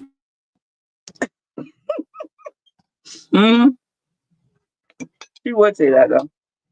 Anyway, Look, and I like how the cake, like the icing, is black. And look at that dye. How is the icing though? Sometimes black icing can be like. I haven't tasted it. I think this looks gross. It'll stain too. Yeah, it does stain. It does have a stain to it. I just touched my plate. It's like my lipstick. By the way, no, it's like it's all whipped. So they dyed the whipped cream, so it just tastes like the whipped cream. Because I prefer whipped cream than buttercream, so this is all whipped cream. It's so pretty though, black icing though. I know, right? I know. It just is. It really is, and it's got these little silver, little tiny drops on it. It's really good. I really wish I could like teleport you guys a piece. Really good, and it's the imitation of the blood is like on point. I expect a piece. I'm just saying. Like I said, I do have to come to your house on Saturday to bring the box for you, the broke box, so I can save you a piece. It should be fine in the fridge for like 2 days. So I guess technically you could save it. You could taste a piece. I'll save a piece. It is really good. I can make no promises. Once my family gets hit up. Take that back. Like I'm not a big cake fan, but I like icing. I know that's so weird because people usually say the opposite. Yes, this is true, Maggie. Look, Salem, Massachusetts, and New Orleans, Louisiana are all very haunted places. True. Y'all picked out best locations, not like. We're going next year in October. Hi, Heather. Thank you. Charm City Filmmakers is going to go to New Orleans. We're going to shoot a vampire short. So the trip down is going to be part of the filming of it. Oh, that's a great idea. I love that. So it's going to be fun. And then I guess once we get to New Orleans, some of the people in Charm City know they've been a couple times because I've not gone. And I'm looking forward to that. It's going to be crazy. But I'm looking forward. That sounds like it's going to be good. Make sure you get a lot of footage. And of course, I'll be the one doing the videos. And we have 14 minutes left. Oh, yeah. We're filming the entire journey. I know it's gonna be good. Make sure that you all the footage. I'll make sure I get it, and I have to make like a video. Live stream some of it. That'd be a good idea. Oh, that'd be cool. Yeah, you should definitely do that. I have to add that. Let me see. I have the end of our little party here, getting closer to the wrap up. The giveaway will happen right after midnight hits, so we can get the winners for the hardback copy. Will come with some art and some bookmarks. So that person will be very lucky to get that. And I will hit them up after. So I guess I could talk a little bit about how Caliostro started and how long I've been writing it and a little bit of the changes that I went through. And I started writing Caliostro in 2010. It's been a minute, right? We're talking about 14 years, right? And the funny thing about Caliostro's story is it started off as a vampire story, which is far from what it ended up being. Right. Like not even close at all. Okay. It's fun when that happens. It is, right? And it was like a vampire, just a romance vampire story. Like, because I was always big into vampires and big into like the romantic side of vampires. I mean, I'm an Anne Rice fan. Even though she got dark vampires, there's always a lot of like romance in her stuff, even if it's twisted. But there it is. So it's not really surprising that I've been into it. And a lot of the vampire stories out there tend to lean in the romance setting. They do a little bit better a lot of times than the ones with vampires are vicious. I like the vicious ones myself. Especially, I particularly like 30 Days of Night. That's one of my favorite ones with vicious vampires in it.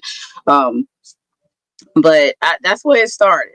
And it quickly started going off of that. So, and I've always been inclined to in paranormal stuff with like angels and demons and werewolves and other things. And I really do love werewolves, actually even more so than vampire stuff.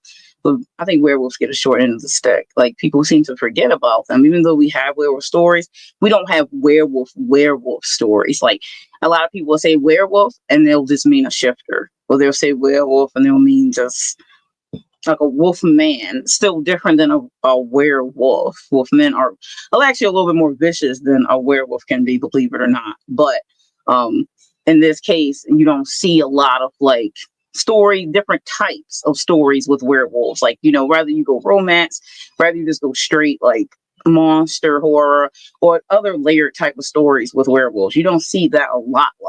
You usually kind of like know what you're going to get, and you also, again, don't necessarily get the werewolf that stands on two legs like a man and is a big hulking beast that's like 10 feet tall. You don't get that a lot. You don't get like American Werewolf from London's werewolf standing up on two legs and just, doing what he's doing. You don't get to see that too often in stories. So not a lot. So it started leaning towards that, where the werewolf Lycrans kind of took over like the one of the main plot points in the story, and then it started shifting away from that, and then elements of Gothic fell into place, as well as I wrote the story around Caliostro and his manor, and then that just happened by chance. I think the story just kind of developed itself after a while, and then you have scenes where you're running away from the castle. But honestly, to be Gothic, you need to make sure that there's two elements that you got to do. You got to be running away from the manor or castle at some point, someone, and you have to have the big manor or castle in it. And more than likely, the people are going to start throwing Gothic in there, and your book's going to. And don't forget about the one candle in one of the windows. Yeah, you can't forget about that. That's symbolic. That too. I love like what we do our book covers for Halloween. Something we do with Regina. Yep. That's we did one the of my favorite things. I think it was. Did we did it on Valentine's, or did we did it around like Halloween? I think it was Valentine's. I think it was Valentine. Yeah, right? We did the book covers, and that was one of the things. Like, this is if you look it up and you read about Gothic stories and stuff like that, that's like they tell you about the different aspects and then the history of Gothic stories and stuff like that, which is cool to learn about, like almost like the guides behind it and where it comes from, with the little key points to look for. So I would say that was cool. Wasn't it Valentine's that we did it? I think it was. It was. Yeah. Gothic Hearts. That's what the event was called. But yeah, it led into that. So it has a few elements of Gothic in it as well. And the love story elements. I don't particularly go and say like dark fantasy romance for it, because that's very, very particular. Granted, I already know by putting the story out and putting it on platforms, it's going to slide into dark fantasy romance for some people, because there is a romantic element and it is a love story involved throughout the series. So it's going to fall into that. I'm not against that at all. That's fine, because the people who will read dark fantasy romance will probably like it because of those elements being mixed together. But the main theme of the book is dark fantasy, and it so happens to have a love story that does develop throughout the series. So that being said, that's where it led itself from starting off as a vampire story into being dark fantasy with even cosmic horror elements as well. There's some undertones of that in the first book, little touches that you could pick up on as you're reading the story. People who have read the story may have or may have not noticed some of those elements and little hints that I like to leave in my story. That's what I kind of, when I write my horror, if people who read my Room Within and Fractals, I'm like a lead up. I like to scare you slowly, and then I like to get you. So 10, when I'm writing even my series, that's kind of like how I like to play with it. I don't like to scare you all at once. So I like to make sure you're comfortable before I start easing the scary sections in, and then I like to get you at the end. So untrustworthy. What do you mean, Aphrodite? I don't know. When you were writing it, was Caliostro always the lead character? Yes. Yes, he was actually. That's never strayed or ever been any different. Now, the way I wrote the book, there are chapters and sections where you'll have the perspective of Allison, because that's important for the development of the story. But it is always about Caliostro, even if sometimes you may be thinking that it's not. I will tell you now that it is. So But if anyone have any questions about Caliostro, you can put a Q in the comment section if you want to know anything about it. And I will answer any questions or just general stuff about the journey to get here. It was a little crazy because, of course, when I finished Caliostro for the first time, I didn't really have I didn't have Dale. I should have said that. I didn't have Dale to like the guidance part of it. Some of the stuff we as new authors don't know because some things you just don't know because you haven't learned them yet. And I didn't have I had my system of what I wanted to do in my head, but then sometimes some things didn't work out in the order in which I thought I was going to do. And I think I needed to do more revisions maybe, or more self-editing than I did, though I thought it was a good amount of self-editing when I first gave it to editor, and SD has heard this before, and maybe ED has even heard it, Aphrodite definitely heard it, when I had that nightmare of an editor who did not work out well for me at all, and I paid her like $1,200 or so for this, and she did. Aphrodite was like the follow-through person after that, found errors on the second page. On the second page. And I'm like, I paid the price based on getting, I wouldn't get it now, but I got a critique edit at the time because I was curious to see how the story had developed from a person who was a professional who had edited hundreds and hundreds of books. She was good as far as I had researched and read. I even took the time to read 3 books that she had personally edited. Okay. And she looked like it was good, but apparently she did not take that time to do that with my whole thing. So I did pay $500 of that was for a critique edit of the book. But I felt I was like, cheated because the critique edit I got back was focused only on Allison. And I'm like, how is this the critique edit of the book? It's not a critique edit of one character. You're giving me biased. I really do.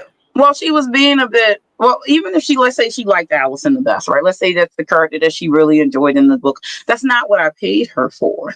That's the only issue I had. I don't have an issue if you prefer a particular character in the book. You're not a reader to me. You are a person I hired to do a job. Now, if I hired you to critique Allison, that would have been fine. She barely mentioned Caliostro in the critique, except for to say that I think Allison, if she was the main character, be like, first off, I'm not going traditional.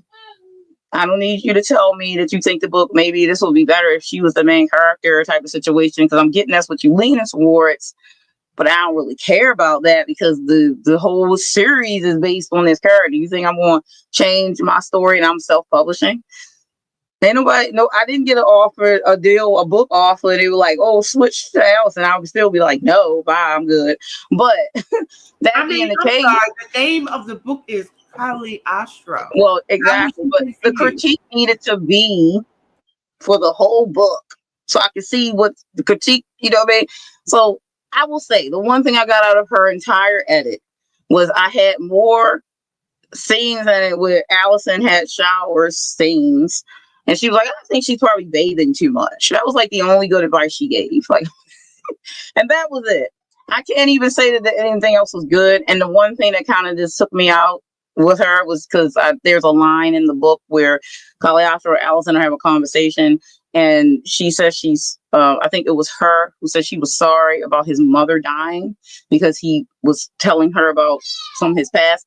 And he mentioned that his mother, how she died. And she said, I'm sorry, because she had also lost her mother. So she was like, connecting that we both lost our mother, blah, blah, blah. And she says she's sorry he lost his mother, and he says it's a long time ago, and blah, blah, blah. And her note for that particular conversation wasn't that, okay, this is grammatically incorrect, or maybe you should find out of the way to it. Her words exactly were, everyone's mother dies. I was like, how is this helpful? I swear, I'm so glad that you did not give me her information. I know. We got 2 minutes, everyone, 2 minutes, and then the book will load. A conversation. Yeah, so, that's Caliostro's been through it, that editor, and then I did find a good recommendation for an editor, and I had 2 editors for this book.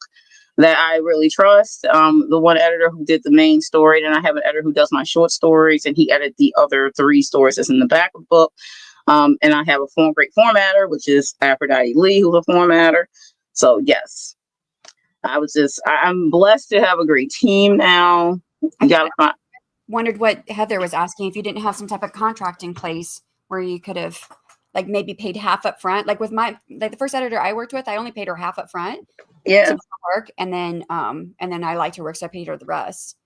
What happened with her was we had a payment plan, but that was only because it was a good amount for the edit, but it wasn't like, oh, she was editing it as one of my editors. He edits it as, he gets money, he edits parts, and then he sends it to you or whatever like that.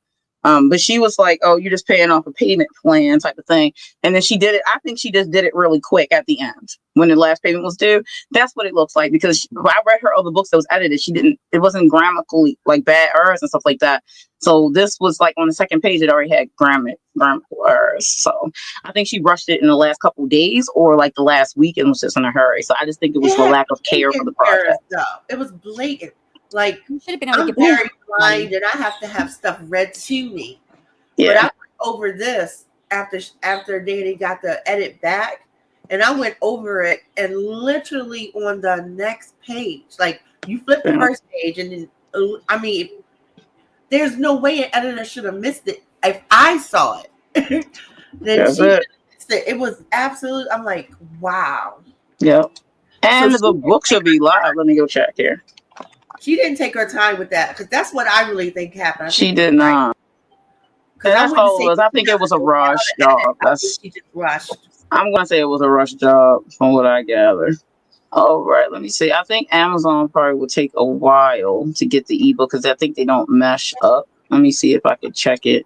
I was expecting it to be quick. Happy birthday! Thank you. And Caliostro should be live. Let me check DTD. Caliostro's born. Happy book birthday too. Thank you. It is the book birthday, isn't it? Uh-huh. All right. I think they also said I think it's not live on Amazon yet, because I think Amazon is like the slowest one that there is ever under the sun. Let me pull up the others. No, I don't want to do that. Let me go back any further. No, let's not do that one. Let's check and see if anybody's midnight. Supposedly, in most cases, they will do that. Come on, links. They're like, no, I'm gonna work right now. Just load. Taking way too long. Can I just say that I think it's super cute that you did had your characters tell you happy birthday, like give you birthday wishes. Right. That was really cute. I was like, what can I come up with that's birthday related and book related? And it is live. Let me pull up one of the screens for it. Kobo shows it, but like I said, Amazon's gonna be the slowest that there ever was, because that's what they do best. Be slow at things. They might be on Pacific time. They probably are, as you know, but yeah, they won't go live until like 4 a.m. I think that's what Mommy. Yeah, I'm not surprised. Not surprising at all. But here we go. Kobo. It shows it's $5.99. You can add to the cart. You get the ebook. Again, the paperback and hardback is live over here on Amazon. Let me switch to them. Can you tell us more about the cover? Yeah, I sure can. Give me 1 second. Share screen. Yeah, there it is. Yep. Pull it right up. The paperback and hardback are available now. So the paperback here.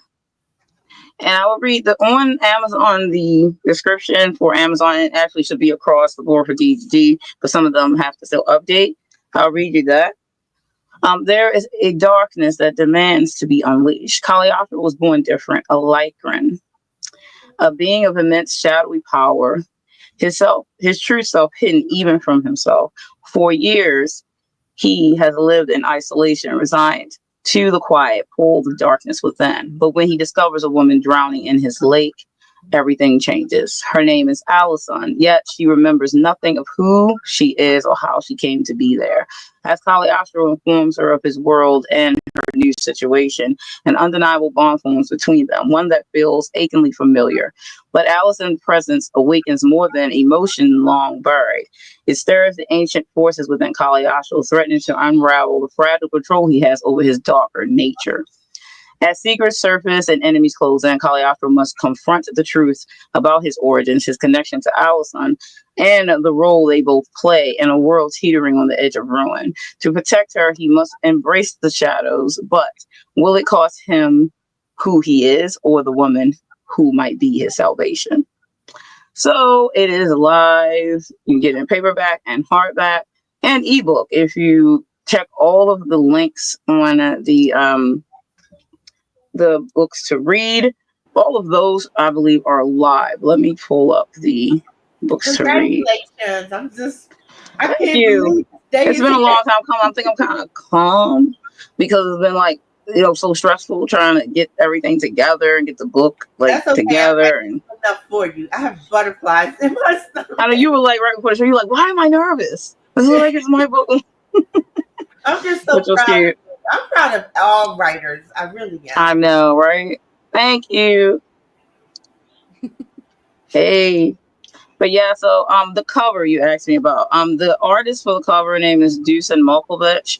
And he actually, I can pull his website up actually. Let me do that because he is amazing. Like he does some crazy work. He does covers for like metal bands. And he does like illustration art. Some of his work is just crazy. I can't wait to work with him more because he could definitely do creatures. Like, not an issue for him whatsoever. You should see some of the stuff that he draws. It's just ridiculous. Let me share his website. He is worth every single dollar I spend on that cover. And of course, I'm ready to do it again. Okay, because book 2 and book 3. So this is his website. And book and music cover artist. So this is some of his art. Just look at this. Just crazy. Like the level of detail. If you couldn't tell from Caliostro, but look at this level. Look at this. Look at these creatures. And he does all kinds of different work. Like it's just like whoa. Ew. She's like ew. Look. Well, you said ew. Check this one out. I'm not checking it out. I am looking. The detail is crazy, right? The dragon. Look at that dragon. He is not playing. Okay. Like when I saw his artwork, I was like, yes, that was it. Look at this. Nope. He's just so impressive, right? And she's talking about no. But look at this one right here. Look at that. Look at that creature. Look at that creature. I just can't even. Some of these metal bands got some crazy covers too, but some of these are book covers too. So see, like this one's a book cover. This one's a book cover. She's like, now, this one is like demonic clear. Wow. He does some crazy work. So and Caliostro clearly was different for him because the look, but he's done some different stuff too. He's versatile. He's like the game characters, all the different game characters. So he is very versatile. I don't know why. Look at this. Look at this. Ooh, look at that. It's crazy good, right? Like the detail on this. What? And you can see the technique too in the way he did the lighting is how he did the wings on Caliostro. Right? Exactly. So it's like he's just like I was extremely impressed. I was like, yes, that was it. Right. So he will be the artist going forward for the Caliostro main series. Can I ask how much he costs? Or I mean, you don't have to say if you don't want to. I've said it on some of my videos. I paid $1,300 altogether. That's so not bad.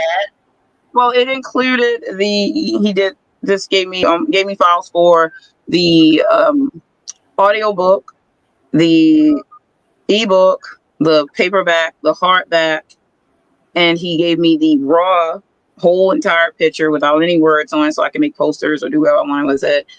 And he did give me like files so that way I can, if I need to add my own text or change things, which thank God for that, because I did end up having to change the blurb because I was like, oh, rewrite my blurb.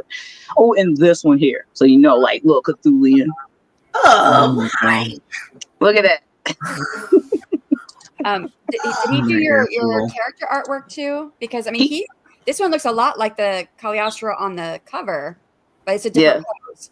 Right. So the different artists for the characters, because obviously, listen, he's still expensive even for the character art. Not as expensive as the cover, but no, I will show you the artists for that one. Actually, let me stop sharing there. Did a really good job because they captured Caliostro's features really well.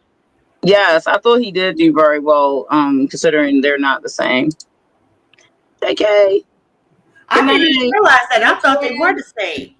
No, they're not. Actually, I found this artist. He stayed in the family with that. That was good. Yeah, he did. He saw like the book cover. I gave him a description. So I gave him, before I let him see the book cover, I gave him a description of Caliostro, and I gave him the same original model that I had given to Deucin originally, and that's what he came up with. And then I showed him the cover mid thing. He's like, okay, well, this is leading up. He's very good. Duncan at the time did not have any art, and neither did Delata. So we only had a look up for Allison and for Caliostro. So he did very well. Let me see one. So cool. This account's my other account. See if he takes time off my artist. Actually, I got a pretty good deal on the character art. He does other things on his store, but I always wanted to get like full body versions that were more realistic fantasy, so to speak. Because I have full body versions like manga style, and I have it. I have a couple other styles, but the only real life portrait type styles are I just have portraits. Yeah, so because I mean, you gotta start buying like multiples is expensive a little bit. Like I wanted to get different artists and different versions of the characters just to see how people were seeing them. Yeah. So that always made me smile. But I still want that full body. Yeah. Like just sort of like in the realms of the different worlds that my books are in. Like I would love a full body of like Spencer at school. You know what I mean? Yeah, I get that. That's what I was. I had talked to Deucin originally about that, but I was like, I want to get all these cards, so it's gonna be. I'm gonna have to like sell a kidney or something. Yeah, and I got in Shattered alone, there are 13 kids. So I'll be broke. Yeah, I was going to say, and if I did every card in the book, just no. So this is his store, the character artist that I have. He does a lot of different things here. So you have to contact him about doing character art. He does have it up sometimes, but he does like the stuff that they use these digitally to make different things. He also sells like physical things too, and I think people do like designs and stuff. I think some of that was just up here, but he's uploaded a lot of new bundles and things like that. He sells a lot of digital stuff, but yeah. So I've worked with him to do the character. So like this is one of his character listings. So he has Caliostro up there on display.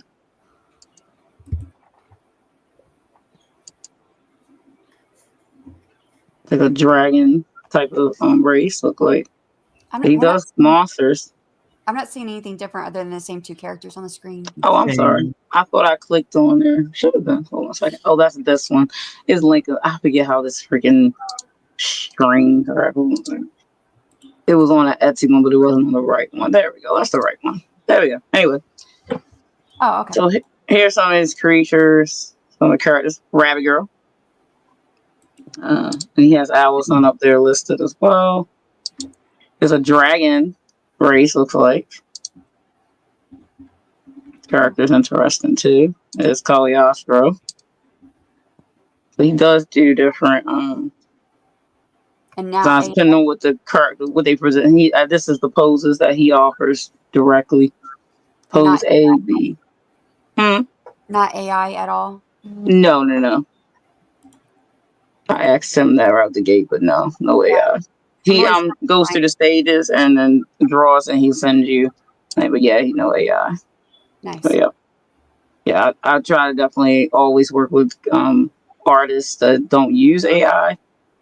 I mean, people, they're fine with it, then they're fine with it. But I definitely go after artists that's like all hands. It's like I went after Deucin because he does it all by hand and then he puts it in. And I don't mind really AI good. for like little things that give away or whatever, but to actually like sell and be part of your yeah, definitely. I'd rather have artists. Yeah.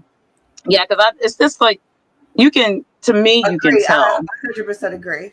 Yeah, I think you can tell. In my opinion, my eye catches it pretty quickly when it's AI. Because I do have a membership to Midjourney, and I use Midjourney when I want to create something, a mock-up or something. Yeah. Like when I do my poetry videos on YouTube, if I want to make my words into a picture, like a section or something, then I'll usually put that prompt into Midjourney, and it'll maybe make me a picture I can use for that slide.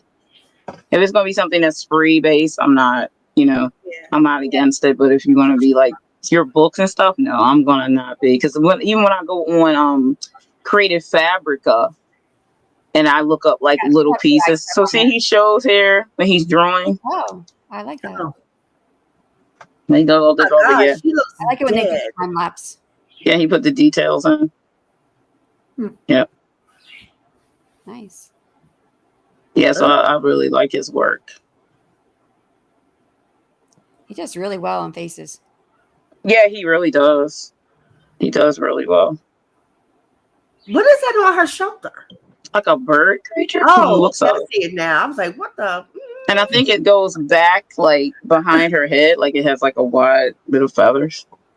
But that's really cool. Her hair so he likes blends in with it. Like she could also like be a shifter into that type of creature or something. That might very well be what it is too. He did this with somebody. Yep. So yeah, I recommend him for sure if people like his style. But yeah, he does great work. He got like 5 stars across the board, most all his reviews. So yeah, but there's a lot of good artists on Etsy. So Etsy my place to go. The other thing, like AI art, I did give like my patrons, like I challenged them and say, do like AI art, create the character the way the character looks. Like I'll do fun stuff like that, but I would never use it for like to sell in my book or anything like that. I feel that. Did you have to pay a commercial license fee, or was that included as part of the price? That was included to use it. Like he does use it, like he can show it and stuff like that. But I have complete to use it wherever I want and whatever I want. So now some of my early art I don't have commercial license for. Yeah. Some of it, but the rest of it I do. Yeah. And usually they'll charge you like 200% now for what they normally charge. So if it's like $100, it's $300 if you want the commercial license. Yeah. Yeah, so I was like, I haven't sold anything with it on. I don't really think I will, but I Heather. I think I mostly do use it for giving away stuff. So like if I got like art cards and I have like the bookmarks, and then when I send you copies of the books, you buy them directly from me, then I give you that stuff. So I don't think I even have to come across it, even if I didn't have it. Right, because I did make posters with my stuff. Yeah, I just didn't sell them. I just didn't sell them. I gave them away. I made t-shirts, I made posters, I made mugs. I just don't sell them. Yeah, she made a pillow. I did. She told me she was wanting a pillow of Duncan and Caliostro. She'll just be cheating on both of them with the other. She totally will. She needs some. Sure. I don't have to cheat. They can both be there. I'm friendly. Yeah, not wrong with Teresa and Polly. She's here for that though. Need a Dunkin' Donut pillow. I want a full body Dunkin' pillow. No, you didn't. No, you didn't.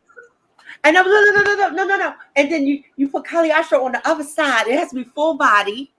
And then I could just pick between them. Yeah, I figured it had to be full body. I really can't. No, like the donuts. Cool. Thank you. You read it. Dunkin' Donut. I like that. Now I'll have to get that made because that's just too good. Like I can't pass that up. All right, so now it's time for us to draw the winner for the giveaway. So I have a ticker here. Let's see. What's that? Yeah, a ticker, a spinner. I don't know if it even makes a tick sound. It probably doesn't make any sound. But anyway, I'm calling it a ticker nonetheless. Let me pull up the wheel. It's a picker wheel. Let's see where. I gotta do screen share one more time here. Share the screen. Now I'm looking forward to the 1 year anniversary party. Right, that's gonna be fun. We can play Caliostro Jeopardy. Facts. All right, so we have just these, I think 2, 4, 5 people. Aphrodite threw her name in the pot, so let's see if she'll win again and give it away. She might get lucky. Let's see. We have 5 entries, and of course, whoever wins a hardback copy with art cards and bookmarks, and I might even be inclined to throw in a physical copy of The Room Within or Fractals or both, because I would keep those in stock. So let's see. Let's spin. See who is the winner for the giveaway. Oh, that was close. Ash. Yay! And she is one of my followers on TikTok, so she'll be happy to hear that she won. So let me break that down, Ashley, and I will hit her up tonight. Just so she'll have a message in the morning that she won, and I have to get her information so I can send her copy. Yay! All right. And we are at the end of it all. Thank everyone for being here. It really did. I thought it was going to be like a little more difficult to get through the lineup, the way stuff I had to do. But we did get to do both games, which was really fun. The survival game is my favorite though, because watching people trying to survive through the world Caliostro, I'm gonna have to make up another one that's like really, really detailed. Let's see if ED will be able to survive that one. I don't know. He will, because we're gonna be out. Like he will. So she they recognize him. He just calling you like friend apparently. It'll be fine. But yes, anyone who is still watching, or if you catch this on replay, Caliostro is now available in ebook, paperback, and hardback. You can get the paperback and ebook on Amazon, the paperback and hardback on Amazon, and the ebook widely distribution if you shop wherever you shop, Apple Books, Barnes and Noble, Kobo off the top of my head, even Smashwords. And apparently there's some libraries, Hoopla. You can get it through there too. So I tried to make it available as many places as possible. Actually, I will pull up the books to read link just so that you way. The damn thing, girl. Yeah, I'm proud of me. Finally, you know how long I had this book. Mm-hmm. You know how many. Since you know, you know all the things. Right? Look at Eden rising. But yeah, so here, this is the link. Let me share the screen one last time so everyone can see. Mia. Hi, good night. I know it's getting late for everybody. It's getting late for everyone, myself included. But I usually stay up till about 2, 3 in the morning. I can't. I don't sleep much. I sleep about crash. 5 hours. So Girl, you ain't telling me nothing for a word. I know that I feel that. So here it goes. This is where it's available. Lots of places. So you can get the print in these 2 places. I am planning to try to publish the paperback wire distribution with drafted digital. So it should be, this will change a little bit, and it should be a wire distribution for physical print as well. Because right now, if you click the print, that shows you where it's available in print, and then this is where it's available in ebook currently. I believe there's still we're waiting on Amazon to clear to show up, which I think like I said, I think Maggie said that they show up in the morning around 4 a.m., but everyone else should be available already. So it is on Fable as well. This one, I believe, is an Italian website. I think it was in Italian, I believe. So there is a lot of options. That's so awesome. Yeah. So I like Drafted Digital. They do help with wire distribution. So looking forward to seeing what it does. So it's like probably over. I think I can rest a little bit with breath. Where's this link that you're showing us? This is the one in the description. It's books to read. That's also the one that Shannon shared earlier for me. Thank you, Shannon. So yeah. All right, everyone. I'm gonna let my great guests get to bed because I'm holding them up. And obviously Edie has, souls to carry. Possibly with them horns. I don't know. You might have to be up so no good. Demons never get to sleep. They do not. They do not. All right. Actually. Right. Yes. See. You guys want to do outros? You want to tell anyone where you can find your stuff about your channel real quick? SD, I'll let you go first. I think almost everybody is here who knows me, probably, but I do have a YouTube channel under the name of SD Houston, and I do writing sprints. I have writing sprints tomorrow, and then I have writing sprints again next week, Monday through Thursday, and then I'll be on vacation for a month, but then I'll be back with more writing sprints next year. That's right. We miss her while she's gone. She needs to have a rest and have some fun. And Edie, where can people find you? And what do you do over there? You can find me on Edie Lewis Reviews here on YouTube. I do book reviews, tag videos, PAX poetry, and book related stuff. Yes, I love his work.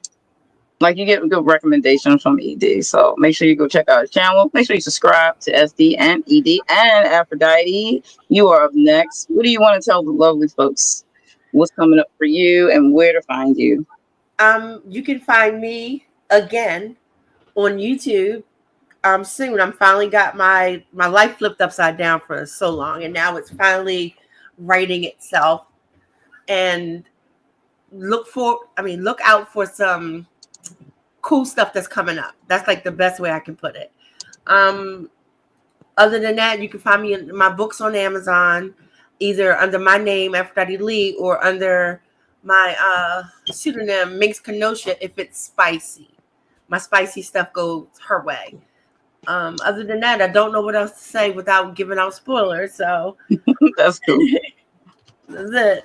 But make sure that you subscribe to all their channels. Again, after the live is over, I will make sure that their YouTube links are in the description. So please do follow them if you do not already. Thank you, Books, Gurus, and Purrs, for the warm felt birthday wishes. And I'm really glad everyone was able to take time out their day and be here for the release of Caliostro. I hope you get a copy, whether that be ebook, paperback, or hardback, whatever you're into.